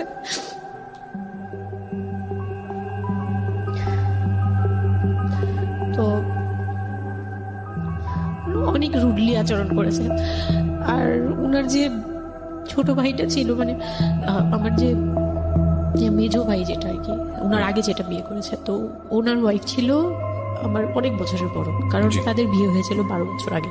আমার বিয়ের 12 বছর আগে তার বিয়ে হয়েছিল। আমি যখন বাড়িতে বেড়াতে আসতাম তখন মানে ভাবি রাতে খাওয়া দাওয়া এরকম, আমি ভাবি বলেই ডাকতাম, কিন্তু সম্পর্কে আমি বড় যা। কিন্তু উনার প্রায় উনাকে আমাকে একসাথে কোথাও দেখলে কেউ বলতো যে তোমার মেয়েটা, মানে এইভাবে বলতো। তো ওই দিক থেকে উনার একটু, এটা জেলাসি বলবো না, এটা হয় আসলে, এটা নর্মাল একটা ব্যাপার। কারণ একটা উনি অনেক এইজ হয়ে গেছিল, উনি নিজের জায়গা থেকে নিজেকে একটু দুর্বল মনে করতো। আমাকে এমনিতে সাপোর্টও দিত, আবার অনেক সময় দেখে কিন্তু পেইনও দিত, অনেক পেইন দিত। কিন্তু আমি ওই সময়টাতেই কেন জানি আমি ছোট থেকে এই জিনিসগুলো বুঝতে চেষ্টা করি যে কেউ আমাকে কেন জেলাসি করছে, কারণ তার মধ্যে কোনো দুর্বলতা আছে, আমার ওইটার জন্য মায়া হয়। আমার কখনো এইটা মনে হয় না যে সে কেন জেলাসি করবে, আমি তার সাথে এখন কোচাকুচি করবো, মানে এই টাইপের মেন্টালিটি আসে না আমার। কেন জানি মনে হয় এই জায়গাটা যদি শুধরানো যেত, তাকে যদি একটু বোঝানো যেত আমি তাকে খুব ভালোবাসি বা আমি তাকে কিছু হেল্প করতে চাই, এরকম মনে হতো। তো ওই দিক থেকে আমি কিচ্ছু বলতাম না, কিন্তু সে আমাকে খুব পেইন দিত, কথাবার্তা এটা সেটা। উনি অনেক সিনিয়র পার্সন ছিল, তো কোনো গেস্ট আসলে আমাকে কিভাবে ছোট করবে, কিভাবে আমাকে অপমান করা যায়, কিভাবে কি দিয়ে, এগুলো নিয়ে সবসময় ইয়ে করতো। ওই দিকগুলো খুব পেইনফুল ছিল। তো ওগুলো যখন শেষ করলাম, মানে আমার যাকে বলতাম মাঝে মাঝে দুই একটা কথা, এগুলো নিয়ে সে আবার মানে মানে এখানে সেখানে বলে আরো ব্যাপারটাকে বড় বানাতো। তো আমি তখন বুঝতাম না, এখন বুঝি। তো এর মাঝখানে হলো কি, আমি প্রেগনেন্ট হলাম। বিয়ের কয় মাস না পরে? না, বিয়ের 1.5 মাস পরে আমি হচ্ছে কক্সবাজার যাব। আচ্ছা।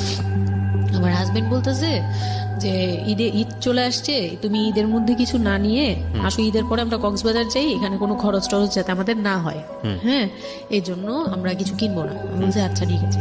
তো তখন হচ্ছে বসুন্ধরা সিটি মার্কেটটা হচ্ছে নতুন হয়েছে। তো উনি বলতেছে আমরা বসুন্ধরা সিটিতে যাব শপিং এ, কিন্তু উনি যেটা বলতেছে যে আমার মানে বসুন্ধরা সিটিতে যাবে, কিন্তু আমাকে যে কিছু কিনে দিবে না এটা আমি জানতাম না। তো ওনার সাথে আমি গেলাম, প্রায় 20 থেকে 25 হাজার টাকা শপিং করলো। ওগুলা হচ্ছে সব ওনার বোন জামাই, বোনের বাচ্চা কাচ্চা, মানে ফ্যামিলির জন্য আর কি, ভাই বোন। আমিও পছন্দ করে করে কিনলাম সবার জন্যই যা যা লাগে। কেনাকাটার পরে আমি তো তখন ছোট মানুষ, তখন তো আমার 13-14 বছর বয়স। তো আমি কখনো এমন হয়নি যে আমি ঈদে জামা কাপড় নিইনি বা জামা কাপড় নতুন জামা কিনিনি, এরকম কখনোই হয়নি। তো ওইটা আমার বিয়ের ফার্স্ট ঈদ।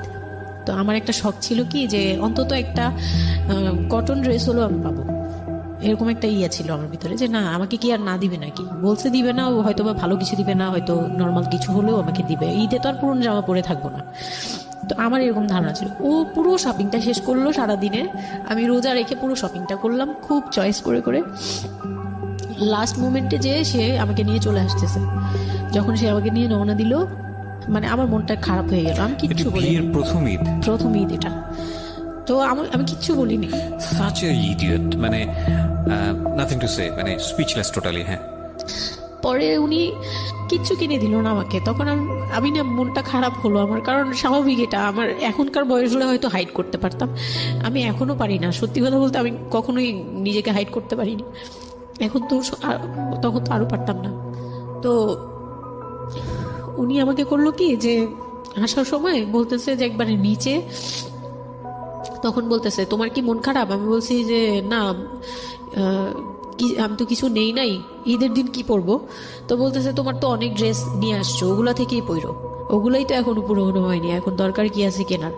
বলে তারপরে চুড়ি দেখলো, চুড়ি দেখে আমাকে 2 মুঠ চুড়ি কিনে দিল 200 টাকা। এই ছিল আমার ঈদের মানে ফার্স্ট অ্যান্ড লাস্ট, এইটাই ছিল আমার শপিং, আর কোনো কিচ্ছু কিনে দেয়নি সে আমাকে। তো বাসায় আসলাম, বাসায় আসার পরে তার ভাই বোনরা বলতেছে যে সবার জন্য কিনছেন, ওর জন্য কিছু নেন নাই। সে আমাকে মানে তার ফ্যামিলি থেকে আমাকে সেভ করবে কি, সে আমাকে বরঞ্চ বলতেছে যে ওরে কি কিনে দিব, ওর বাসা থেকে আমারে কি দিছে যে আমি ওকে কিনে দিব। তখন আমি বুঝলাম যে ও আচ্ছা, সে কিনে দেয়নি। হ্যাঁ, তো আমি আর বাসায় কিন্তু কিছু বলিনি বা বাসায় যাইও নাই এর মধ্যে। বাসা থেকে আসলে সামর্থ্য কি ছিল আপনার ফ্যামিলিকে মানে কিনে দেওয়া হয়েছিল কি ঈদের প্রথম দিন জামাইকে কিছু কিনে দেওয়া বা এরকম কোনো কিছু? হ্যাঁ, এটা করেছিল চান রাতে, একবারে লাস্টের দিকে শপিংটা হয়েছে তার আগে। তো সে এটা বলে ফেললো প্রায় 20 রোজার পরে এই ঘটনা আর কি। তো একবারে চাঁদ রাতের দিন আমার ভাই আর কি একটা পাঞ্জাবি গিফট করলো তাকে, আর সে আমাকে আর কিছুই দিল না। হ্যাঁ, সে ভাবতেছে যে আমি বুঝি বাসায় জানানোর পরে তখন এটা করছে। হ্যাঁ, তখন গিয়ে আরো খেপে গেল যে আমি নাকি বাসায় জানাইছি, তাকে ছোট করলাম এই জন্য। কিন্তু আসলে মানে সত্যি কথা বলতে যে আমি কিছুই বলি নাই, আমার মুখ দিয়ে তখন কথাই আসতো না, আমি ম্যানেজ কি করব, আমার তো কিছুই মাথায় থাকতো না তখন আমি তো পুরো মেন্টালি একটা ইয়েতে ছিলাম। তো আমার এমনও মনে হয়েছিল তখন, মানে ওই মাসখানিক যে সে আমাকে ওই ফিজিক্যাল টর্চারগুলো করতো, তখন আমার এমনও মনে হয়েছিল যে আমি এক কাজ করি, বের হয়ে কোথাও চলে যাই, মানে অজানার উদ্দেশ্যে কোথাও চলে যাই।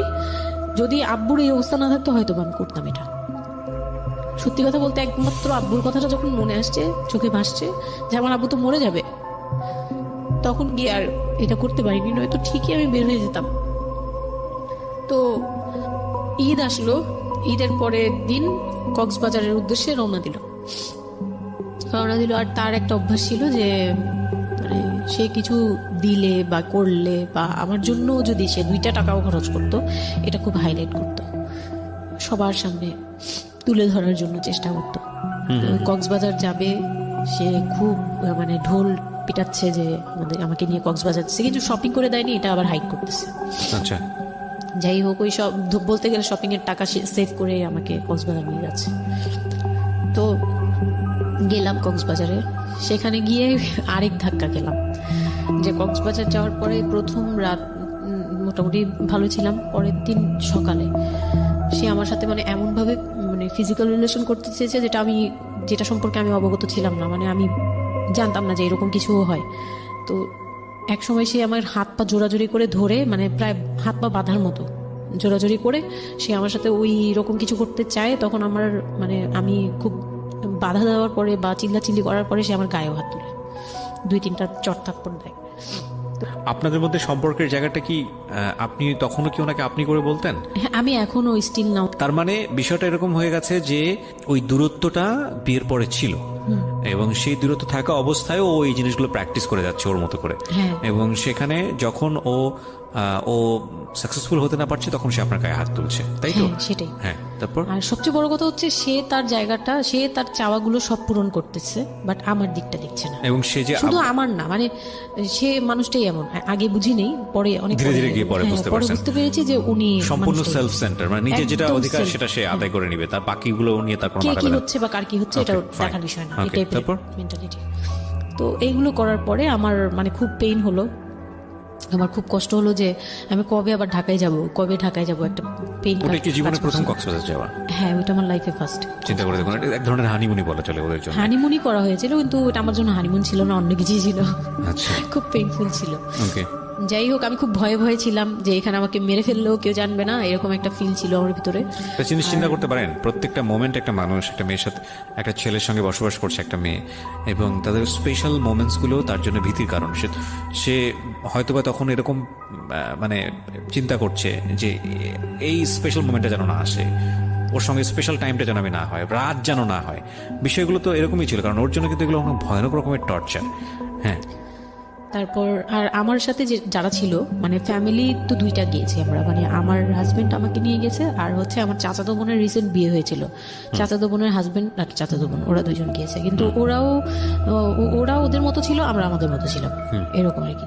তো ওইভাবে আর আমাদের সাথে ইয়ে করা হয়নি যে একদম সব বিষয়ে ডিটেলস বলা। আর আমার চাচাতো বোন আমার অনেক বড় ছিল, যার কারণে আমি আপুকে বলতাম না, লজ্জা পেতাম। তো ওই দিক থেকে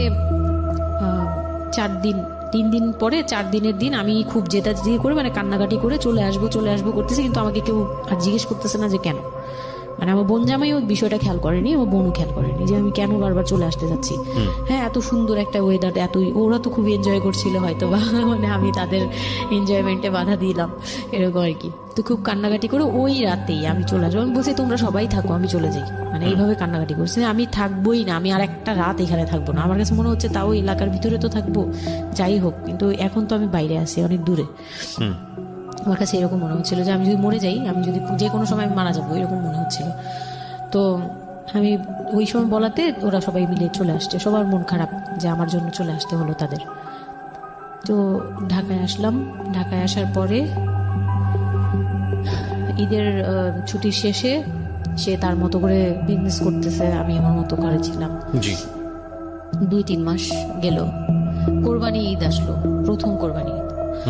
কোরবানি ঈদের সময় যেটা হলো সেটা হচ্ছে আমার মামার বাসা থেকে মাংস, মানে কোরবানি ঈদের যে মাংসটা পাঠায়, পুরান ঢাকার একটা ইয়ে আছে যে নতুন বিয়ে হলে বাবার বাড়ি থেকে রান পাঠানো হয়, একবারে পুরো একটা রান ধরে পাঠিয়ে দেয়, বাবার বাড়ি থেকে মেয়েদের পাঠায়, মানে কোটাকুটি নেই, রানী পাঠিয়ে দিতে হবে। একদম আস্ত পাঠায়, এটা পুরান ঢাকার রেওয়াজি। একবারে যে কয়টা মেয়ে থাকবে ওই কয়টা রান বাসায় যাবে, মানে ওই রানগুলো কেউ কাটতে পারবে না, একদম আস্ত পা ধরে দিয়ে দিবে একবারে। আচ্ছা আচ্ছা, ইন্টারেস্টিং তো। হ্যাঁ, এটা কিন্তু পুরান ঢাকার একটা রেওয়াজ, এখনো আছে। মানে কোরবানি হলেই সঙ্গে সঙ্গে রানটা যাবে মেয়ের বাসায়। আচ্ছা, মেয়ের বাসায় যেতেই হবে এটা। তো ওই রকম আমার মানে ওরা আশা করছিল যে আমার মামা এরকম করবে, কিন্তু আমার মামা তো প্রায় অনেক বড় গরু দেয়, আর একটা দেয় না, 2টা থেকে 3টা দেয়। তো ওনার নিজেই আছে 3টা মেয়ে, 3 মেয়ের শ্বশুর বাড়িতে পাঠাতে হয় 3 রান। মানে এখন এক মেয়ের, বড় মেয়ের যে 20 বছর 22 বছর হয়ে গেছে বিয়ের, তারপরও পাঠাচ্ছে, প্রতিনিয়ত পাঠাতে হয়। তো ওই দিক থেকে আমি যদি এখন আরেকটা নেই, তাহলে উনার কিন্তু আরো কাউকে উকিল দিয়েছে বা আরো কোনো মেয়ে আছে, মানে আমার উকিল দিয়েছে আমার খালু দিয়েছে, আরেক খালু আমার, ওই খালা হচ্ছে আমার আম্মুর খালাতো বোন, মামাতো বোন, কিন্তু আমাদের বাসায় মানে আমার নানু বাড়িতে বড় হয়েছে দেখে আমার আম্মুর খুব ক্লোজ। তো ওই খালু আমাকে উকিল দিয়েছে। তো ওই দিন করলো কি যে এই রান পাঠায়নি বলে, সেই রান পাঠায়নি ঠিকই, কিন্তু রানের যে উপরের অংশ মানে বড় একটা পিস আমার বাসায় পাঠানো হয়েছে আমার উদ্দেশ্যে, আর নামটা আমার লিখে দিয়েছে, আমার নাম লেখা এটা পাঠিয়েছে। তো ওই মাংসটা রেখে যখন চলে গেছে না আমার ভাই, তার ছোট বোন, আমি তখন মানে দেখলাম যে মানুষ কতটা হিংস্র হলে পরে এরকম ফেস হয়। আমি তো চুপ করে বসে আছি, আমি কিছুই মাথায় নেই যে এটা নিয়ে যে কি হবে, আমি বুঝিই নেই বিষয়টা।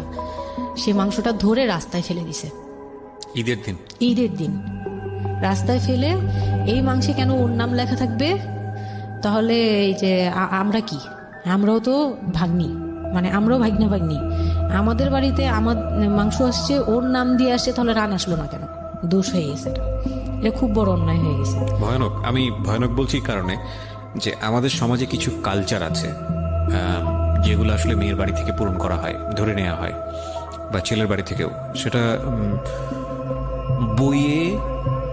পাঠ্য বইয়ে তো থাকে না এগুলা, মানে কালচারে আছে, এগুলো শুনতে ভালো লাগে, কিন্তু প্র্যাকটিসের জায়গা থেকে যদি এটা অত্যাবশ্যকীয় নিয়ম হয়ে যায়, কখনো কখনো যেটা কতটা ভয়ানক পেইনফুল হয়। কান্ট ইউ এভার ইমাজিন যে বাবার সামর্থ্য নাই, তারপরে তাকে চিন্তা করতে হচ্ছে যে আমার মেয়ের বাড়িতে একটা রান পাঠাতে হবে, আমার কোরবানি দেওয়ার সামর্থ্য নাই, এই রান পাঠানোর জন্য আমাকে কোরবানি দিতে হচ্ছে। মানে আমাদের এই ব্যাড প্র্যাকটিসগুলা কতটা ভয়ানক হয়ে গেছে আমাদের সমাজে, এবং ইনফ্যাক্ট এগুলো নিয়ে কেউ কখনো কথা বলে না। এগুলো নিয়ে কথা বলা উচিত। একটা মানুষ, একটা সোসাইটি চেঞ্জ হবে কিভাবে, একটা মানে পুরো কমিউনিটি চেঞ্জ হবে কিভাবে, একটা রাষ্ট্র চেঞ্জ হবে কিভাবে, এই ছোট আমরা তো সব জায়গাতেই পয়জনাস। এই ছোট ছোট বিষয়গুলো যদি চেঞ্জ না হয়, আমরা যে এত ডিগ্রি নিচ্ছি, প্রতি বছর পিএইচডি, বুড়ি পিএইচডি বের হচ্ছে, ডক্টরেট, হ্যাঁ, আমাদের বিশ্ববিদ্যালয়ে ভরে যাচ্ছে, আমাদের ছেলেমেয়েরা গোল্ডেন এ প্লাস, আমাদের পাশের হার বাড়ছে, কিন্তু এই সব যে মানে খোরা কালচার, ল্যাংড়া টাইপের কালচার, এগুলোর যে পরিবর্তন হচ্ছে না, বা এগুলো নিয়ে যে কেউ কখনো কোনো কথা বলে না, এগুলো নিয়ে না পত্রপত্রিকায় কথা হয়, না কোনো মিডিয়াতে কথা হয়, অথচ এগুলো আমাদের জীবনটাকে পঙ্গু করে দিচ্ছে, এবং এগুলো নিয়ে কেউ কখনো কথা বলে না। আমরা যৌতুক নিয়ে কথা বলি, এবং যৌতুক একটা ঘাতক ব্যাধি, আমরা যৌতুক মোকাবেলা করতে পেরেছি, কিন্তু এই কালচারের মধ্যে যে যৌতুক ঢুকে বসে আছে, সেটা নিয়ে আমরা কেউ কখনো কথা বলি না, এবং এগুলো নিয়ে কথা বলা উচিত। কথা নইলে আমরা আসলে কিওর হব কিভাবে? আমরা যে বলি যে আমাদেরকে শুদ্ধ হতে হবে, আমরা মানুষ হিসেবে ভালো হতে হবে, বাট হাউ? আমাদের তো রন্ধ্রে প্রবলেম। সো প্রবলেমটাকে প্রবলেম বলা উচিত, অ্যাটলিস্ট কাউকে না কাউকে তো স্পিক আউট করতে হবে, এবং স্পিক আউট করলে তাহলে এই প্রবলেমগুলো সামনে আসবে, এবং সামনে আসলে এগুলো নিয়ে কিওর নিয়েও মানুষ কথাবার্তা বলবে। আমি তো জীবনে কোনোদিন শুনিও নাই, আমি জানি না পুরান ঢাকার এই কালচার যে মেয়ের বাড়িতে রান পাঠাতে হয়, এটা এখনো আছে, এবং এটা নিয়ে মোটামুটি মারামারি বাঁধার মতো অবস্থা। হ্যাঁ, এটা নিয়ে মানে এটা কোনোভাবেই মিস করা যাবে না, এরকম অবস্থা। তো আমার বাসায় কিন্তু রান আসছে, আমার বাসায় পরে রান আসছে। ওকে, ওইটা ছিল ঈদের দিন। হ্যাঁ, ঈদের দিন তারা আমাকে খুব ব্যাডলি কথা শুনেছে, আমাকে সামনে বসিয়ে রেখে, মানে 4-5 ভাই বোন একসাথে বসে যেরকম মিটিং, মনে হয় আমি অনেক বড় একটা পাপ করে ফেলছি তার ভাইয়ের কাছে বিয়ে হয়ে। আমার পাপ হয়েছে যে আমি নাকি তার ভাইকে কিভাবে ভুলিয়ে ভালিয়ে, আমি তখন ভুলাবো কি, আমার তো ভালানোর প্রশ্নই আসে না। আমি তখন মনে মনে মানে হাসিও পাচ্ছে, আমি অবাক হচ্ছি যে এগুলো কি বলতেছে, আমি নাকি তাদের ভাইকে হাত করেছি, এই টাইপের কি কথা বলতে, মানে আমি এখন বলতে পারবো না বুঝিয়ে। তো এগুলো বলছে, তো আমার কাছে খুব মনে হচ্ছে যে আমি কান্না করতেছি, খুব কান্না করছিলাম। তো কান্না করার পরে আমার যে হাজবেন্ড ছিল, সে কেমন একটা লোক যে সে এটাও বললো না যে মাংসটা তুলে নিয়ে আসি, এটা তো একটা মানে বলতে গেলে কোরবানি দেওয়া হয়। আপনার শ্বশুর বেঁচে ছিল না? না, আমার শ্বশুর শাশুড়ি দুজনই মারা গিয়েছে। তার মানে ওই পরিবারের মূল হর্তাকর্তা হচ্ছে আপনার হাজবেন্ডই? হ্যাঁ। আচ্ছা। তো তখন সে ওই মাংসটা নিয়ে আসলো না, ভাই বোন ফেলে দিছে, সেও তাদের সাথে তাল মিলাচ্ছে, কিন্তু আবার আমাকে সরাসরি কিছু বলছে না। কুকুর কামড় দরকার, কারণ পুরান ঢাকায় তো কুকুরের অভাব নাই রাস্তাঘাটে, আমি যেটা দেখি। না, ওইগুলির ভিতরে নাই, ছিল না, ওইগুলিতে ছিল না, থাকলে হয়তো। আর এগুলো করলে তো আপনাদের যে কালচারটা, সেটা হচ্ছে পুরান ঢাকায় একটা জিনিস খুব ভালো লাগে, একটা ফ্যামিলির খবর একটা ফ্যামিলি জানে, যে এই ফ্যামিলির পরিবারে কি হচ্ছে, এই পরিবারে কি হচ্ছে। আশপাশে তো খুব মানে ওরা তো খুব লাগানো বাড়ি ঘর, তো সবাই শুনে এক দেয়াল দুই বাড়ি, তার এক মানে দেয়াল এগুলো দুই নিয়ে কত বাড়ি। কানাঘুষো তো হচ্ছিল নিশ্চয়ই। হ্যাঁ, পুরো এলাকা আমি যে কি পরিমাণ মানে লজ্জা মানে অনুতাপ আমাকে মানে এমন বানিয়ে ফেলছে যে আমি ওই বাড়িতে শুধু ক্লাস 9-এ পড়ো একটা মেয়ে, যেখানে তার মানে রঙিন স্বপ্ন নিয়ে ডানা মেলে বাঁচার কথা, এবং ঢাকাতে বড় হয় একটা মেয়ে। ক্যান্ট ইউ এভার ইমাজিন সেই মেয়েটার ঈদের সময় আমরা সাধারণত দেখি যে সকালে একটা ড্রেস পরবে, দুপুরে একটা পরবে, রাতে একটা পরবে, বান্ধবীদের সঙ্গে ঘুরে বেড়াবে, এবং মানে পাংখা যেটাকে বলে ওইরকম একটা এইজ। সেই সময়টাতে তার মাংস নিয়ে টানাটানি শুরু হয়েছে, এবং তার বাড়িতে মাংস আসলো কিনা সেটা নিয়ে টানাটানি শুরু হয়েছে, এবং সে মহল্লায় বেরোতে পারছে না নিজের মুখ, এবং এভরি নাইট তার উপরে ফিজিক্যাল টর্চার। এবং ক্যান ইউ এভার ইমাজিন যে আমাদের সমাজের মেয়েরা, নারীরা কতটা সহ্য করে? কেউ কেউ সুবিধাভোগী অফকোর্স, কিন্তু ম্যাক্সিমাম ফেসটাই হয়তো বা এরকম। এবং এই জন্য নারী নির্যাতন বলে যে শব্দটা না, আসলে এটার যে ব্যাপ্তি, মানে এটার যে কতটা ভায়োলেটিভ হতে পারে, এটার ভেতরে না ঢুকলে আসলে বোঝা যায় না। তারপর কি হলো? তারপর ওই দিন গেল। ওই দিন ওই মাংসটা আমার ওই যে মেঝো দেবর, যে উনি আবার একটু অন্যরকম ছিল। উনি পড়ালেখা করেনি, উনি খুব রাফলি কথা বলতো, উনি জুতার ব্যবসা করতো। তো এমনিতে মেন্টালিটির দিক থেকে বলতে গেলে অনেকে থাকে না যে পড়ালেখা না করেও শিক্ষিত, অনেকে এরকম থাকে, কিন্তু মানে সে পুরোপুরি মানে শুদ্ধ ভাষায় কথা বলতে পারে না যে একটা লোক, খুব ঢাকাইয়া ভাষায় পুরোপুরি গালাগালি বলতে গেলে প্রত্যেকটা কথার আগে পিছনে একটা করে গালি থাকে এরকম। কিন্তু তারপরেও না তার মেন্টালিটি আমার ভালো লাগতো। ইভেন নাও আমি এখনো চিন্তা করি যে আমার ওই ভাইয়া অনেক ভালো, হ্যাঁ, ওই দিক থেকে। তো উনি আসছে, উনি এসে এরকম দেখে বাসায় মাংসটা নিয়ে এসে রেখে তারপর খুব গালাগালি করে খুব বাজেভাবে ভাই বোনদের বলল যে তোরা আসলে মানুষই না, তোরা মানুষ হইলে এই ধরনের এই সিচুয়েশনটা ক্রিয়েট করতি না। মানে উনি ওনার মতো করে বলছে গালাগালি করে যে এইরকম মানুষ করে, তোরা কি ছোট লোক, জীবনে কি কখনো এগুলি দেখোস নাই, বা এগুলো কি কখনো খাস নাই, বা এখনো কি পাস না? এরকম করার কি আছে? ওর বাসা থেকে আসলে খাবি? এরকম মানে এইভাবে খুব বাজে বাজে 2-4টা কথা বলছে। তারপর তারা গিয়ে ঠান্ডা হয়েছে। আর আমার বলতেছে তুমি এখানে বসে বসে ওদের দৃশ্য দেখতেছো কেন, তুমি উপরে যাও। তখন তার বউর আবার একটু জেলাস হলো যে আমার প্রতি তার কেন এত টান। মানে ওই দিক থেকে আবার মানে ওইটা ওইভাবে দেখলো না যে ভাই হিসেবে বোনকে সেভ করলো, এরকম না। আমি কিন্তু এইভাবে নিয়েছি যে মনে হচ্ছিল যে আমার বড় ভাই, এটা ওদের ভাই না, আমারই বড় ভাই, আমাকে সেভ করলো। আমার কাছে এত ভালো লাগছে, আমি কিছু হলেই বলতাম ভাইয়ারে, যে বলতাম ভাইয়া দেখেন না আমার সাথে এটা বলতেছে, সাথে সাথে নেমে এই কে ওরে গালাগালি করছে, উনি তো গালাগালি শুরু করে দিত। আর উনারে সবাই ভয় পেত। মানে আমার হাজবেন্ড ভাই বোনের সাথে তাল মিলাতো, আর উনি ছিল একটু ডিফারেন্ট। তো কিছু হলেই উনি বাসায় আসার অপেক্ষায় থাকতো না, উনি আসলে উনারে বলবো। একদম সিঁড়ি দিয়ে ওঠার সময় নামার সময় ভাইয়া আজকে আমার না এটা বলছে, এই সাথে সাথে ভালো হলে মানে উনি মোটামুটি আমাকে সেফ রাখতো। আর ছোট যে দেবরটা ছিল ও হচ্ছে একদম কোনো কথাই বলে না, চুপচাপ, ইয়েস নো কিছুই বলে না, চুপচাপ। সে আবার ছিল স্কুল টিচার, ওই পুরো ফ্যামিলিতে ওই এডুকেটেড ছিল, মাস্টার্স কমপ্লিট করা আর কি। ও একটা খুব ভালো সাইড বেছে নিয়েছে যে কথা বলে এখানে লাভ হবে না। না, হ্যাঁ, সে একদম চুপ নিরপেক্ষ।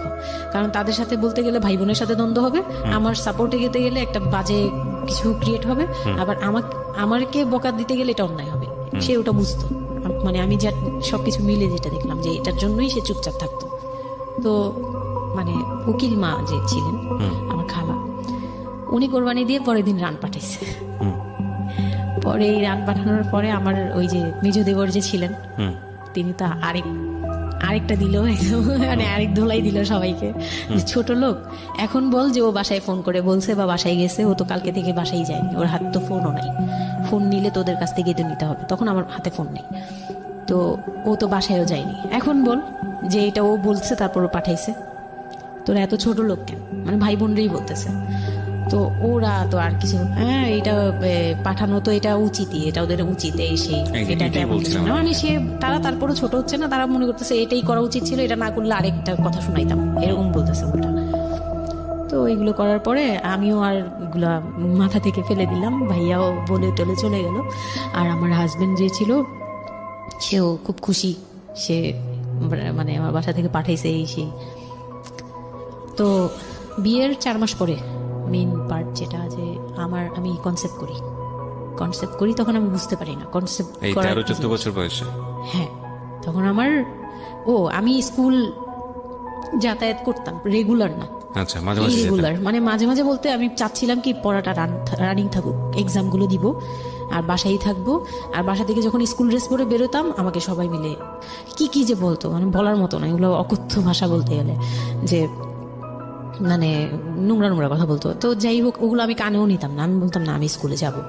আর যেহেতু বিয়ের সময় বলছে যে ওরে পড়াশোনা করতে দিব, আমার হাজবেন্ড এগুলো বলছে, ও না ও স্কুলে যাবে আসবে সবই করবে। পরে গিয়ে বলে কি তুমি বাড়ির বড় বউ, তুমি যদি স্কুল ড্রেস পরে স্কুলে যাও কেমন দেখা যায়? আমি তো বোরকা পরতাম। তো বলে না স্কুলে গিয়ে তো তোমার বোরকাটা খুলতে হয়, অ্যাসেম্বলিতে দাঁড়াও, ওই যে পিটি করো তোমরা, এগুলো তো আশপাশ থেকে দেখা যায়, এলাকার ভিতরে স্কুল।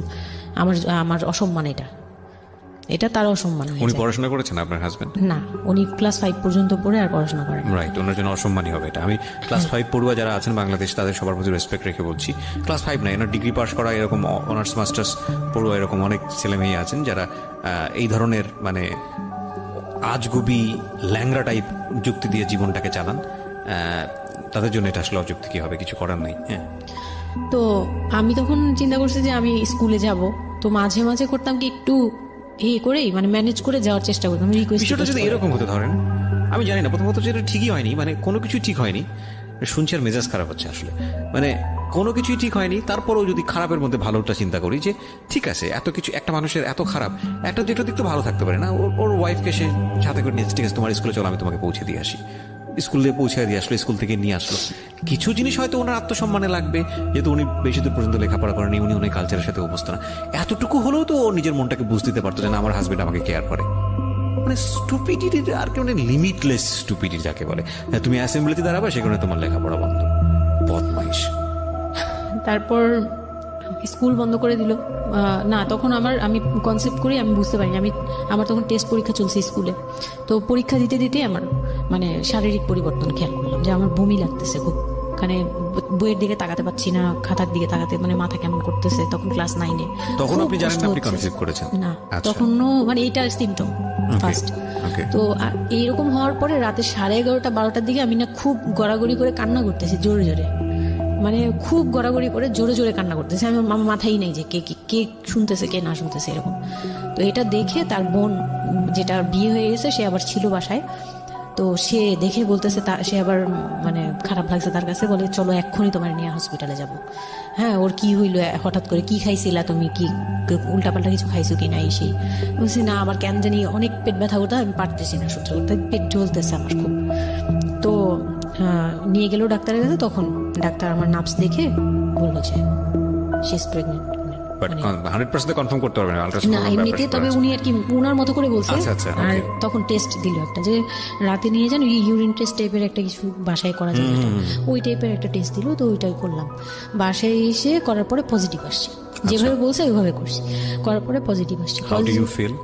পজিটিভ আসার পরে মানে আমার কাছে যেটা মনে হচ্ছিল যে আমি মানে এতটা খুশি হয়েছি, আমি কিন্তু বিয়ে নিয়েও খুশি না, আমার মনে হচ্ছে এটাই আমার অ্যাচিভমেন্ট লাইফের। আচ্ছা, এতটা খুশি হয়েছে আমি বলতে পারবো না কেন। এটা আসলে ন্যাচারালি আল্লাহ হয়তো প্রত্যেকটা মেয়ের মধ্যে এই বিষয়টা দিয়ে দেন, যে নইলে আসলে মা কেন, মানে মা তো মাই, এটা আসলে আল্লাহ গিফটেড অফকোর্স। দেখেন এরকম একটা ডিফিকাল্ট সিচুয়েশনের মধ্যে, যেখানে 13 বছর বয়সে ওর আসলে এই জিনিসটা ফিল করার কথা না, সেখানে ও ফিল করতেছে, এটা কিন্তু লজিকলেস ফিল, এবং এই ফিলটা সম্পূর্ণই ন্যাচারাল। ওকে, আমার কাছে তখন মনে হচ্ছিল কি যে আমার পেটে একটা জীবন্ত কিছু আছে, এক্স্যাক্টলি, মানে এইরকম ফিল হচ্ছে। আর আমি এটাকে মানে একটা কিউরিয়াসিটিও, যে দেখি তো কি হয়, কতদিন পরে কি হবে, মানে এটা আস্তে আস্তে বড় হবে, এটা কি করবে পেটে, এটা কিভাবে আসবে, মানে দুনিয়াতে কিভাবে আসবে, এটা এইগুলোও জানি না আমি, যে মানে এটা বড় হলে পরে এটা যে কিভাবে দুনিয়াতে আসবে। You feel like it's a game, কোন একটা খেলা, খুব মজার একটা খেলা, যে আমি একটা কিছু পাইছি, এটা নিয়ে থাকা যাবে এখন, এরকম মনে হচ্ছিল তখন। খুব মানে খুব কেন জানি খুব আনন্দ, মানে মা হওয়ার ফিল না, কিন্তু এটা মা হওয়ার ফিল না, কিন্তু কিউরিওসিটির জায়গা থেকে হ্যাঁ কিছু একটা আছে আমার সাথে, আমি এটা নিয়েই থাকবো এখন, মানে আমি একটা কিছু পাইছি এখন, আর আমি একা না, এরকম মনে হচ্ছে। তো আমি না দৌড়ে দৌড়ে বের হয়ে বললাম কি, ওই যে বোনটা আমাকে রাতে নিয়ে গেছিল ডাক্তারের কাছে, সে তো ছিল রাতে। তো আমি বের হয়ে বলতেছি কি, আপা আমার না এইরকম 2টা আসছে, মানে এই পজিটিভ স্টেপ গুলো আসে যেগুলো বলছি। পরে সে না সাথে সাথে বলে কি, এখন তো আমাদের কদর কমে যাবে আরো। প্রথম ছিল এটা, প্রথম ডায়লগ ছিল এটা, মানে মনটা খারাপ করে সে বড় নিঃশ্বাস ফেলে বললো, হ্যাঁ এখন তো আমাদের কদর কমে যাবে, আর তো এখন তো আর কম কম আসা লাগবে। আর সাথে ছোট বোনটা বলতেছে, তুমি না সময় কমে বুঝে কথা বলো না, এইগুলো তো বুঝতে হবে, মানে তাদের মতো করে তারা বলতেছে যে পুরান ঢাকার মানুষ যেভাবে বলে ওইভাবে বলতেছে যে এগুলো তো বুঝতে হবে যে এগুলো প্ল্যান করা, মানে আমি ইচ্ছা করে কনসেপ্ট করছি এরকম কিছু বুঝাইছে, কিন্তু আমি তখনও না এই জিনিসটা মানে ঘোলা ঘোলা, আমি বুঝি নাই যে ওরা কি বলতেছে দুইজনে। তা আমি বলি যা মজা তাই বলুক, আমি আমার মতো থাকি। তা আমি দৌড় দিয়ে গিয়ে আমার হাজবেন্ডকে না বললাম, এই উঠেন না উঠেন না উঠেন না। আমি তখন পর্যন্ত কিন্তু তাকে খুশি হয়ে কিছু বলিনি, ফার্স্ট তাকে খুশি মনে কিছু বলতেছি। বিয়ের 4 মাসে আমি তাকে কখনো ডাকও দিইনি, তাকে কিছু বলিও নাই, বা আমি ওনাকে কোনো রিকোয়েস্টও করি নাই, কোনো আহ্লাদও করিনি। ফার্স্ট মানে মনে হলো যে আহ্লাদ করে বলি যে জানেন আমি এরকম আসছে আমার। তো আমি কাকে বলবো, কাকে ওদের করে খুশি করতে পারিনি, যাই রে দেখি খুশি করতে পারি কিনা। যে তাকে ধাক্কা দিছি, সে ঘুম থেকে বিরক্ত হয়ে উঠলো, এই ধাক্কা কি করো কেন, কি হয়েছে? আমি তো মনটা ভাঙলাম কি যে আমি তো এরকম আমার পজিটিভ আসছে, দেখালাম যে এই যে এটা হলে না পজিটিভ হয়, রাতে পেট ব্যথা বলছিলাম না, তো ওইটার ইয়েতে এটা আসছে। তারপরে না চুপ হয়ে তাকায় আছে, বলে কি এইগুলা কি, এইগুলা কি মানে বুঝলাম না। বলে কি এইটা তো ঠিক না। কি ঠিক না? তারপর বলতেছে যে এই এখন তো এগুলোর দরকার নেই আমাদের, এখন তো এগুলোর কোনো দরকার নেই। তো আমি বলি আপনি আমার স্কুল যেতে দিবেন না। আমি এবার তখন মুখ খুললাম, আপনি স্কুল যেতে দেন না, তারপরে আর আমি তো এই জিনিস মানে এটা কিভাবে কি হয়েছে আমি তো জানি না। আমি ভাবছি যে আপনি হয়তো বা কিছু করছেন, আমি জানি না। আমি তাকে এইভাবেই বললাম খুলে যে আমি তো আসলে জানি না, যে আমি ভাবছি আপনি চাচ্ছিলেন এই জন্য হয়তো বা এরকম কিছু হয়েছে।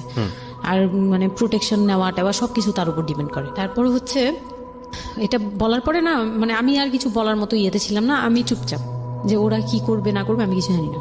তো আমার হাজবেন্ড যেটা করলো, যে সে চাচ্ছিল না যে আমি মানে সে চাচ্ছিল না বেবিটা, মূল কথা হচ্ছে সে চাচ্ছে বেবিটা চাচ্ছে না, মানে কিন্তু কিছু বলতেও পারছে না। আমি এবার বাসায়ও বলছি, বাসায় সবাইও খুব চিন্তিত আমার এইটুক বয়সে আমি কিভাবে কি করব। আর এদিক দিয়ে আমি এবার কিছুই বলছি না, আমি আমার মতো করে চলছি, নর্মাল লাইফ কাটাচ্ছি। আমার কোনো শারীরিক পরিবর্তন তেমন আসে নাই, সত্যি কথা বলতে শুধু একটু মানে কিছু কিছু খাবার আছে একটু বাজে লাগতো, এছাড়া আমার সবই নর্মাল।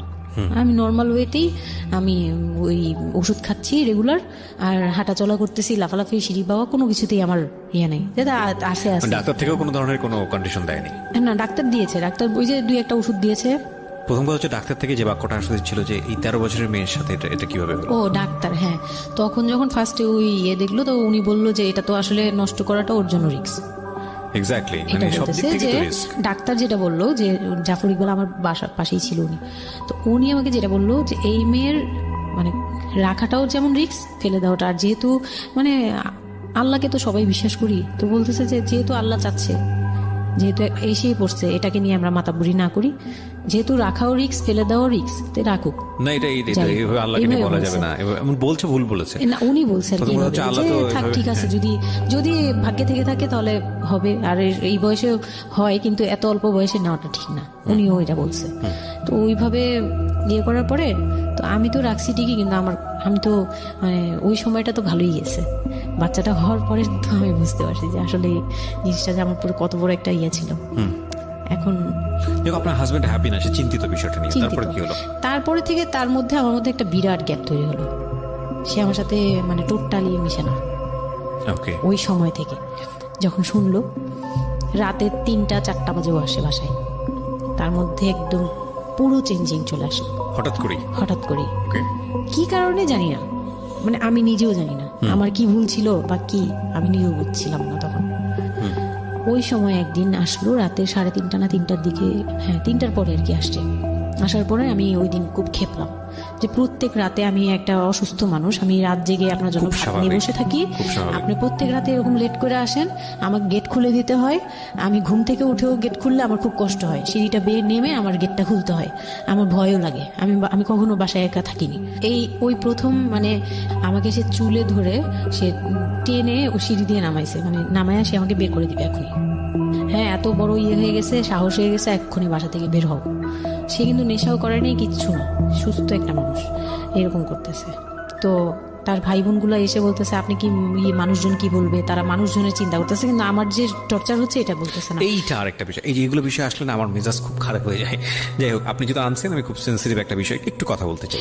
সেটা হচ্ছে এই যে আপনারা যত মানুষজন চিন্তা করেন নিজের ঘরের ভিতরে একটা মানুষ ঠিক নাই, এটা আমি আপনাদের কথা বলছি না, এটা বাংলাদেশের সামাজিক অবস্থার চিত্র।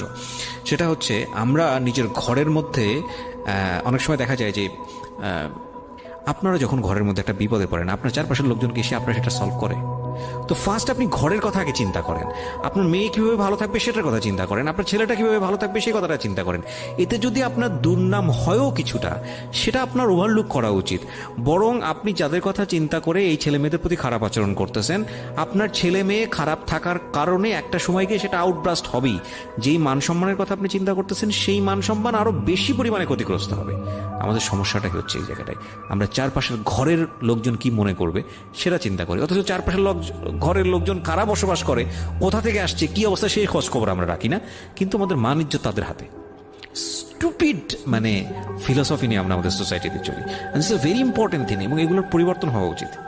তো তারপরে কি হলো? তারপর এই হলো ফার্স্ট এই গেল, এইটার পরে এরপর থেকে চলতেছে কন্টিনিউ, মানে এরকম আচরণই করছে সে আমার সাথে। একটু সময় 4 মাসের সময়টা খুব ক্রুশিয়াল একটা মোমেন্ট, খুবই ক্রুশিয়াল একটা। হ্যাঁ, সকালে উঠে আমার রুটি বানাতে হতো কন্টিনিউ। সে বাইরের নাস্তা খাবে না, তাকে রুটি বানিয়ে খাওয়াতে হবে। ওই অবস্থায় আমি মানে সকালে উঠে ঘুম থেকে উঠে রুটি বানাতাম, ওর ভাই বোনের জন্য, ওর জন্য, সবার জন্য বানাতাম। এটা না আমাদের সমাজের ছেলেরা না বুঝতেই চায় না, এবং এটা নিয়ে আমাদের কোনো শিক্ষা নাই। আসলে আমি মানে দেখলাম যে এতটা বর্বর কিভাবে। আমি আমার নিজেকে জড়িয়ে ওই কথাটা বলছি, কারণ আমি তো নিজেও বাবা হয়েছি, আমি নিজে থেকেও বুঝি জিনিসটা। মানে এই যে পরিবর্তনটা সমাজ, মানে পরিবারে যখন নতুন একজন সদস্য আসে, সবচেয়ে বড় প্রেশারটা ফিল করে হচ্ছে মা, কারণ তার লাইফ রিস্ক হয়ে যায়। কিন্তু এখানে বাবার যে দায়িত্বটা, খুব মজার বিষয় হচ্ছে, আমি আমার নিজের এক্সপিরিয়েন্সের জায়গা থেকেই বলতেছি, যে বাবার দায়িত্বের জায়গাটা বোঝা শুরু হয় সন্তান দুনিয়াতে আসার পর থেকে, এবং তাও ইমিডিয়েটলি আসে না। সন্তান একটু করে বড় হচ্ছে, অ্যাটাচমেন্টটা হচ্ছে, যখন নড়াচড়া সামনে দিয়ে নড়াচড়া করতেছে, একটু মিস হচ্ছে, দূরে থাকতেছে, তারপরে কি মানে সন্তান যখন প্রাপ্তবয়স্ক 1 বছর 2 বছর বয়স, ওই সময় বাবা ফিলটা আসে, তুলে দেয়, তখন তখন হচ্ছে বাবা ফিলটা পায়। তার আগ পর্যন্ত বাবা বুঝতেই পারে না, তো মনে হয় আসলে কি বাচ্চাটা আমার কোত্থেকে আসলো, এই সত্য ফিলটা এরকম থাকে। এটা খুব ন্যাচারাল একটা ফিল, কিন্তু এই ন্যাচারাল ফিলটার সুযোগ নিয়ে অনেক সময় আমরা একটা অবুঝের মতো আচরণ করে ফেলি, ভয়ানক বাজে আচরণ করে ফেলি। ইয়ে থাকে, মাত্রা থাকে, যেমন আপনি কতটুকু কেয়ারফুল ছিলেন, কতটুকু ইয়ে ছিলেন, এটার কিন্তু একটা লেভেল আছে, পার্সেন্টেজ আছে, এবং এটা নিয়ে শেখানো উচিত আমাদের মানে এডুকেশন সিস্টেমের মধ্যে তো নাই। এবং আমরা জানি না ম্যারেজ কাউন্সিলিং বলে অনেক একটা বিষয় আছে, এগুলো তো আমাদের প্র্যাকটিসে নাই, কোনোভাবে নাই। এগুলো তো আমাদের কাছে মনে হয় যে বিলাসিতা, এবং আমাদের রাইট। এবং বাবা যিনি, একটা হচ্ছে যে মা হওয়ার একটা প্রিপারেশন দরকার আছে, মেন্টাল প্রিপারেশন, একটা বাবা হওয়ার জন্য একটা মেন্টাল প্রিপারেশন দরকার আছে। আমাদের সমাজে এটা টোটালি মিসিং। আমরা এই নারী দিদিদের কাছ থেকে যে গাইডটা পেয়ে আসছি, সেটা না বুঝে না শুনে প্র্যাকটিস করেছি। আমি জানি না, আজকে আমি সত্যি কথাগুলো বলতেছি, হয়তো আমরা ওই রাতারাতি পরিবর্তনের জায়গায় যেতে পারবো না, বাট আমি শুধু একটা কথাই বলতে চাই, সেটা হচ্ছে বাবাদের দায়িত্বটা অনেক বেশি, বিশেষ করে বাচ্চা চলে আসার পর থেকে মেন্টাল সাপোর্টটা খুব জরুরি, খুবই জরুরি। হ্যাঁ, এবং কারণ এটা একটা মেয়ের লাইফ রিস্কের প্রশ্ন, এবং আপনি জানবেন না যে সে আসলে কতটা ভয়ানক রকমের লাইফ রিস্কের মধ্যে রেখে সে একটা সুন্দর স্বপ্ন দেখে। তো ওই মানুষের পাশে কিছুই না, আপনি শুধু কোম্পানি দেন, এবং এই কোম্পানিটা তারা খুব মিস করে এই সময়টাতে। হ্যাঁ, এটাই ও বলার চেষ্টা করছে। তারপর হচ্ছে যে আমার বেবি হলো হসপিটালে, যখন মেয়ে হলো, তো এই রুমটাতে ঢোকার পর্যন্ত আমি খুব ইয়েতে ছিলাম, মানে রুমটাতে যখন ঢুকি তখন আমি কান্না করছিলাম, খুব ভয় ছিল যে, হ্যাঁ, তখন মনে হচ্ছিল যে আমি মরেই যাই নাকি, এরকম মনে হচ্ছিল। আর আমাকে তো মানে অপারেশন করবে, তারাও ডাক্তার বলতেছে এই মেয়ের অপারেশন কি করব, আর এই মেয়ে নর্মালে কি বেবি দিবে। আমি বলতেছে এটা তো গ্রামগঞ্জ না, আপনারা কি করছেন। আমি তখন আরো শুকনা ছিলাম, তো আর এমনিতেও বয়সও কম ছিল, আবার শুকনাও ছিলাম, দেখতে আরো পিচ্ছি লাগতো। বলতো যে অনেক দুর্বল, তো ও তো মানে ঠিক মতো টেক কেয়ারও করেন নাই বাসায়।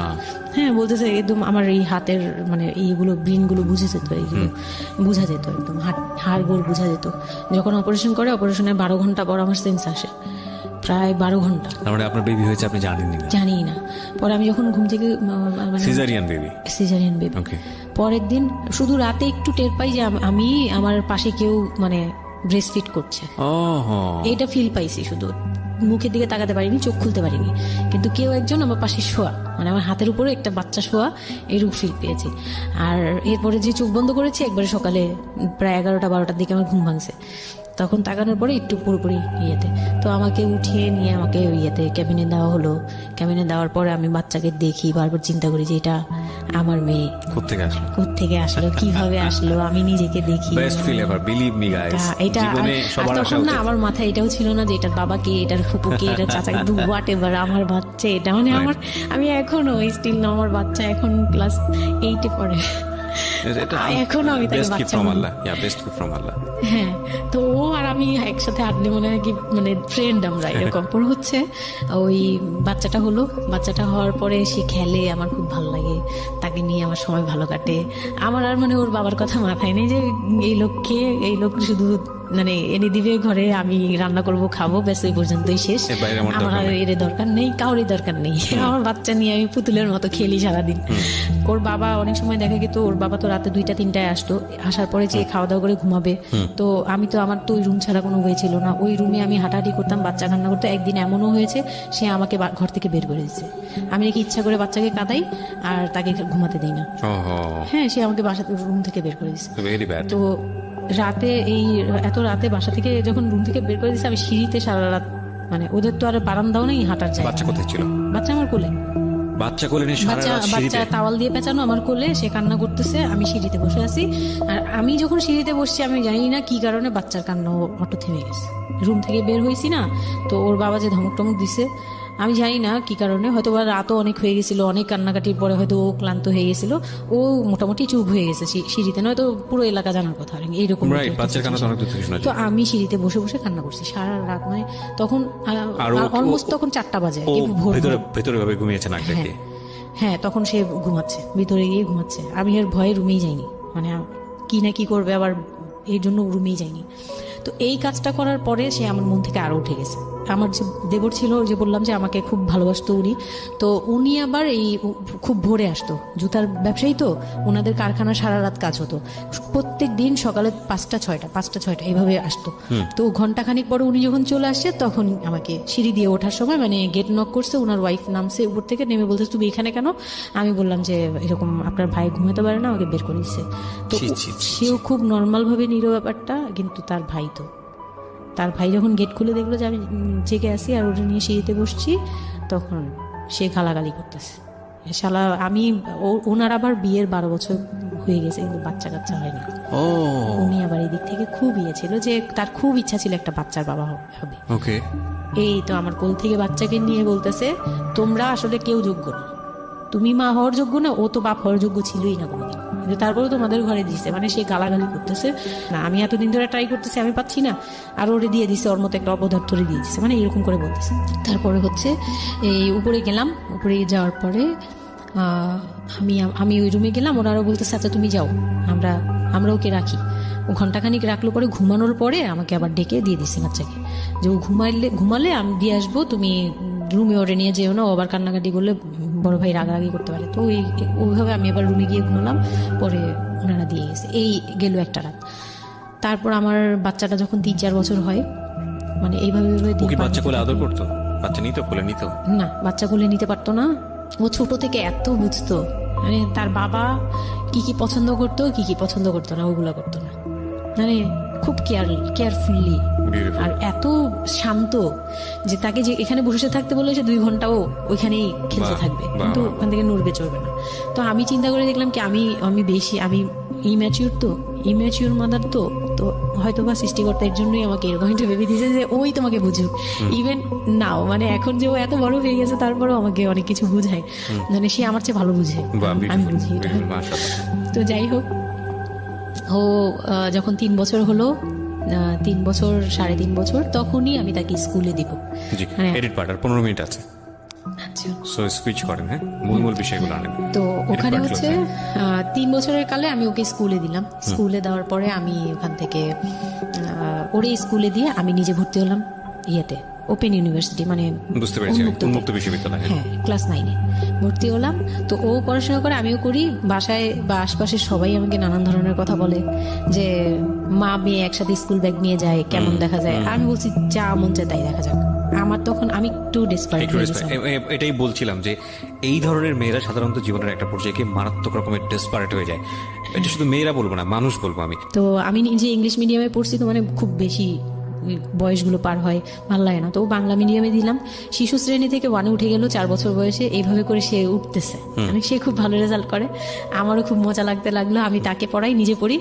দুইজন মামে মিলে ওকে স্কুলে দিয়ে দেখা যায় আমি আমার কোচিংয়ে যাই। আমি আবার কোচিং করা শুরু করলাম। তো সেও খুব মজা পেত যে তোমার ব্যাগ আর আমার ব্যাগ, মানে ওয়েট করতো। খুব মজার একটা সময় ছিল যে দুইজনের টিফিন নিয়ে যাচ্ছি। তো আমরা খুব মজা করে এরকম ক্লাস করতাম। ওর বাবার মাঝখানে একটু জেলাসি হলো, মানে মাঝে মাঝে খুব জেলাসি করতো। তো এইগুলো নিয়ে একটা পর্যায়ে যে বিয়ের প্রায় 6 বছর বা 7 বছর কালে তার বাবা এমনভাবে একটা লোন করলো, 8 লাখ টাকার একটা লোন করলো। আমি এটা বুঝতে পারিনি, আমি তখন মাত্র এসএসসি পাস। রিপন, হ্যাঁ, 8 লাখ টাকার লোন। 8 লাখ টাকার লোন ব্র্যাক ব্যাংক থেকে। ওকে, 8 লাখ টাকা একটা লোন করলো। আমি তখন তখন মাত্র- জুয়া খেলে। একদম কঠিন, তখন সে চরম পর্যায়ে চলে গেছে। আর extreme লাগবে না level। স্টোরি, বুঝে গেছে যা হওয়ার। বলেন তারপরে। পরে গিয়ে সে করলো কি, 8 লাখ টাকার একটা লোন নিবে, এটার জন্য বোর্ড সিগনেচার নাকি লাগে। আমি এটা জানতাম না। বউয়ের সিগনেচার লাগে? হ্যাঁ, বইয়ের সিগনেচার লাগে, মানে গ্রান্টর হিসেবে একটা বিজনেসম্যান, বড় বিজনেসম্যান আর একটা বোর, মানে বড় বিজনেসম্যান বা একটা দোকান বা একটা বাড়ি বুঝতে পেরেছি, হ্যাঁ। ইয়ে লাগে। তো কেউ তো রেফারেন্স দিবে না তাকে। তো ওই এক দোকানদার ভাইয়া ছিল, বড় ভাই, মুরব্বি টাইপের, বড় ভাই বলতো উনি। ওই লোকটা দিছে সিগনেচার, আর আমার সিগনেচার না তো কোনো ব্যাপারই না, কারণ আমাকে যা দিবে আমি তাই। আমার কি বা আছে, আর আমার কাছে কি বা লিখে নিবে, মানে নাও একটা সিগনেচার দাও, তোমার কিছু হবে না, এটা জাস্ট একটা ফর্মালিটি, এভাবে বলছে। আমি সিগনেচার করে দিছি। সেদিন তো আমাকে সে কি জানি খাওয়ালো, মানে আমাকে খুব ভুলায় ভালায় সিগনেচার নিয়েছে। তারপরে থেকে শুরু হয়েছে আমার মানে লাইফের মানে আমি কত বড় ভুলটা করছি।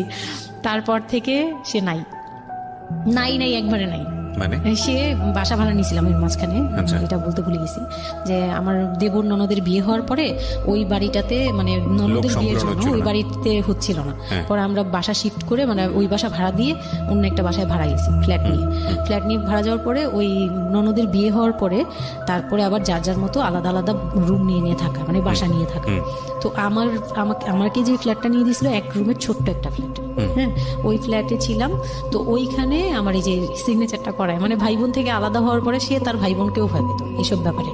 আচ্ছা, তো আমাকে তারা হাইড করছে যে সে জুয়া খেলে, যে এটা আমাকে বলেনি। তো আমি একদিন টের পাইছি কিভাবে, যে ঈদের দিন, মানে লাস্ট ঈদ, ওনার সাথে আমার লাস্ট মানে এই লোনটা নেওয়ার আগ পর্যন্ত আপনি জানতেন না যে সে জুয়া খেলে? না, তখনও বুঝি নাই। তার আগে কিন্তু আমি এটা ধরছিও, কিন্তু ধরেও বুঝতে বুঝতে পারিনি। 8 লাখ টাকার যে ঘটনাটা, এটা থেকে শুরু। মানে সে হচ্ছে এই 8 লাখ টাকার লোন নিয়ে চলে গেছে। হ্যাঁ। 2 মাস 3 মাস একদম মানে টোটালি নাম্বার বন্ধ, সব বন্ধ। তারপরে ওই পরের মাস থেকে তো লোনের যে একটা ইয়ে থাকে, হ্যাঁ, প্রতি ইন্টারেস্ট মাসে শোধ সহ, করতে হবে, যে ওইগুলোর জন্য তারা বাসায় পর্যন্ত চলে আসছে।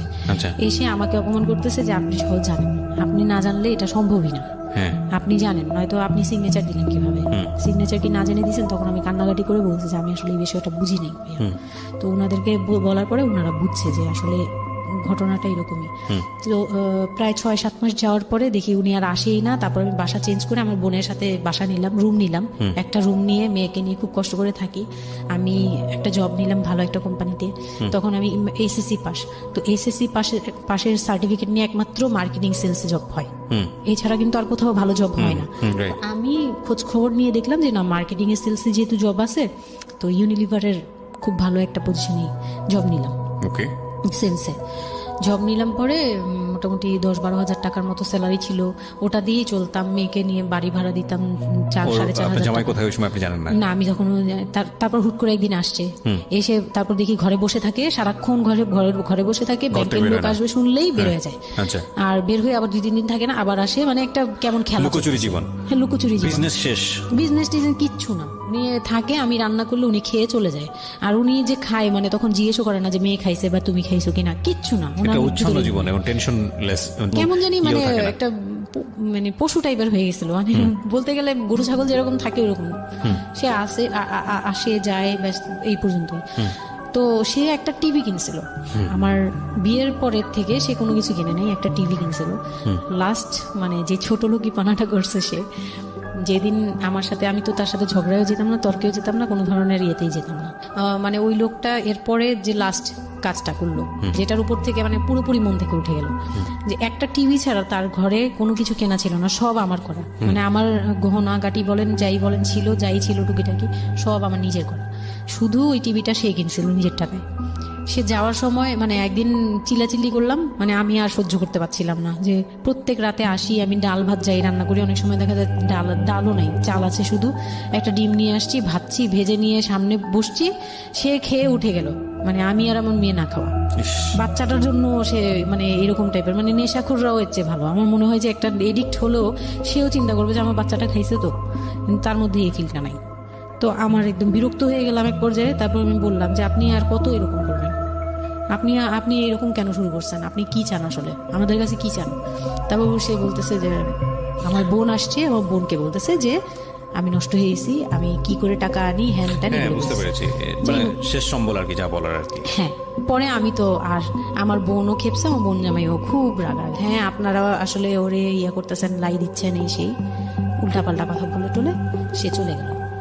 চলে যাওয়ার সময় সে টিভিটা হাতে করে নিয়ে গেছে, বিক্রি করে দিবে। হ্যাঁ আমি আমার জিনিস নিয়ে গেলাম, আমি যা যা নিয়েছি সেগুলো নিয়ে গেছি। তো আমি সবচেয়ে মানে খারাপ লাগছে জিনিসটা, যে এতটা ছোট লোকের সাথে আমি ছিলাম এতটা বছর, তখন আমার মনে হয়েছে যে এরকম একটা ছোট মনের মানুষের সাথে আমি এত বছর ছিলাম, এটা বলতে লজ্জা হয়। এই যে গেছে সেই লোকটা আর আসে নাই। তো আমার মামা যেটা বললো যে তোমাদের আসলে এইভাবে ঝুলে থাকলে, তখন তো 2 বছরের মতো প্রায় আমরা সেপারেটেড, মানে আলাদা থাকি, সে চলে গেছে 2 বছরের মতো হয়ে গেছে। তো বলতেছে 2 বছর পর এসে, এই যে আজকে বললো এই কথা, আবার যে 1 বছর পর এসে আরেকটা ঝামেলা করবে না, এমন কোনো কথা নাই। আর আমার মামা তখন আমাকে বলতেছিল তোমাকে আমরা একটা বিয়ে দিব, তোমার এখনো ওই বয়স আছে, এই সেই। আমি তো তখন একবারই না আমি বিয়েটি আর করতেই পারবো না, আমার মেয়ে আমি বড় করবো, এটাই আমার টার্গেট।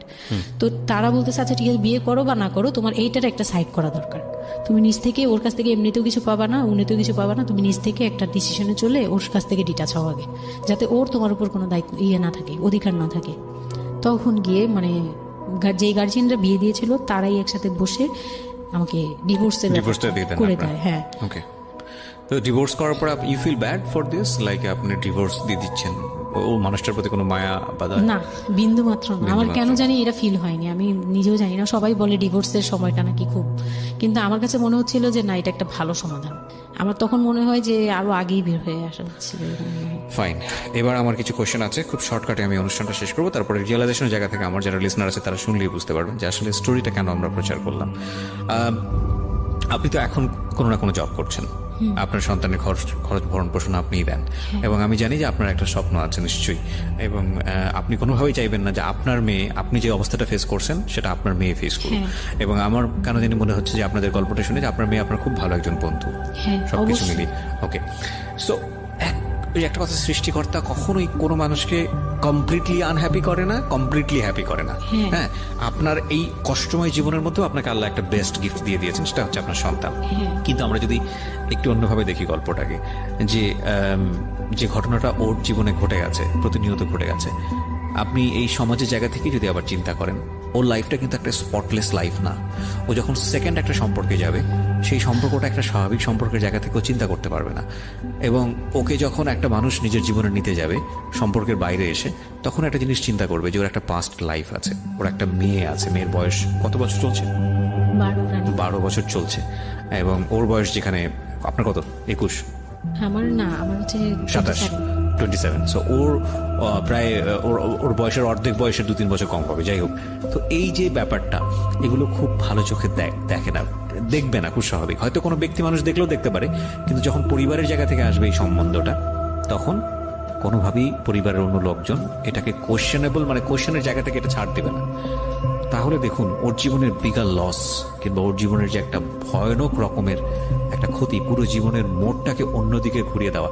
যদি একটা নিউট্রাল জায়গা থেকে আমরা চিন্তা করি, একটা মেয়ে তার জীবনটা আসলে কেমন হওয়া উচিত ছিল, সেই জায়গাটা থেকে, তাহলে ওর জীবনটা কোথায় গিয়ে দাঁড়িয়েছে। এবং যদি এভাবেই জীবনটা চলে যায়, তাহলে ওর যে মেয়েটা বড় হচ্ছে, সে মেয়েটা বড় হয়ে একসময় নতুন একটা সংসারে চলে যাবে। যেহেতু সে ছেলে না, সুতরাং তার মার প্রতি দায়িত্বের ব্যাপারটা হয়তো অন্যরকম ভাবে তাকে পালন করতে হবে, সেখানে গিয়ে সে থাকতে পারবে না।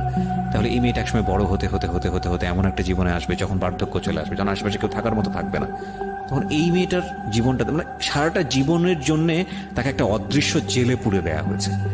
পরিবার তাকে যে বিয়েটা দিয়েছিল অল্প বয়সে, সেটা পারিবারিক এক ধরনের সিদ্ধান্তের জায়গাটা থেকে সবাই মনে করেছিল এতে মঙ্গল হবে, কিন্তু আলটিমেটলি মঙ্গল তো হয়নি।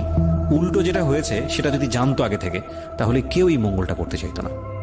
কিন্তু এগুলো কিন্তু একেবারে আমাদের প্রত্যেকটা জায়গা থেকে আমরা কিন্তু সবাই বুঝি যে বয়সের ডিফারেন্স থাকলে কি হতে পারে।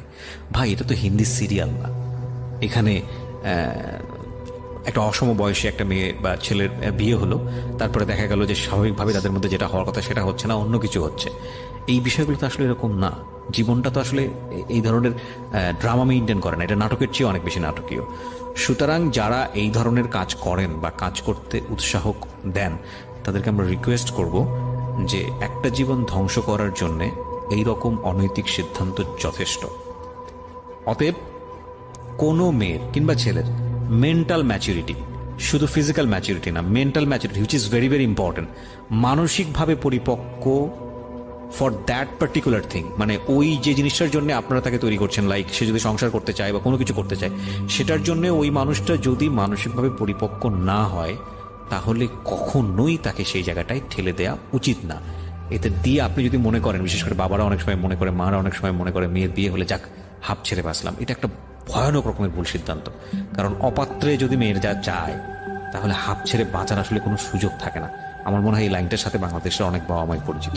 আজকে আমি অনেক কথা বলেছি, আমি আসলে যতটুকু বলেছি এটা অন্তর থেকে বলেছি, এবং নিজের জীবনের অভিজ্ঞতাকেও অনেক সময় এখানে ইনক্লুড করে দিয়েছি, সেটা হয়তো মেনশন করিনি। আমি সবার প্রতি ক্ষমা চেয়ে নিচ্ছি, কারণ আজকে অনেক বেশি ইন্টারাপ্ট করেছি। তবে আমি মনে প্রাণে চাই যে শামীমা আজকের এই জীবন গল্পটা এখানে বললেন, এই শামীমার মতো যারা আছেন তারা জীবনের সুখী হোক, ভালো থাকুক। আর আমি আপনাদেরকে এই কথাটা অনেকবার বলেছি, আজকে আবারও বলছি, যতদিন পর্যন্ত রেডিওতে সুযোগ আছে বলতেই থাকবো, দুটো জিনিস কখনো কম্প্রোমাইজ করবেন না। Never ever compromise this two thing. Number 1 is education, number 2 is career. Never ever sacrifice your career and education. অনেক ভালো থাকুন, আজকের মতো শুভরাত্রি।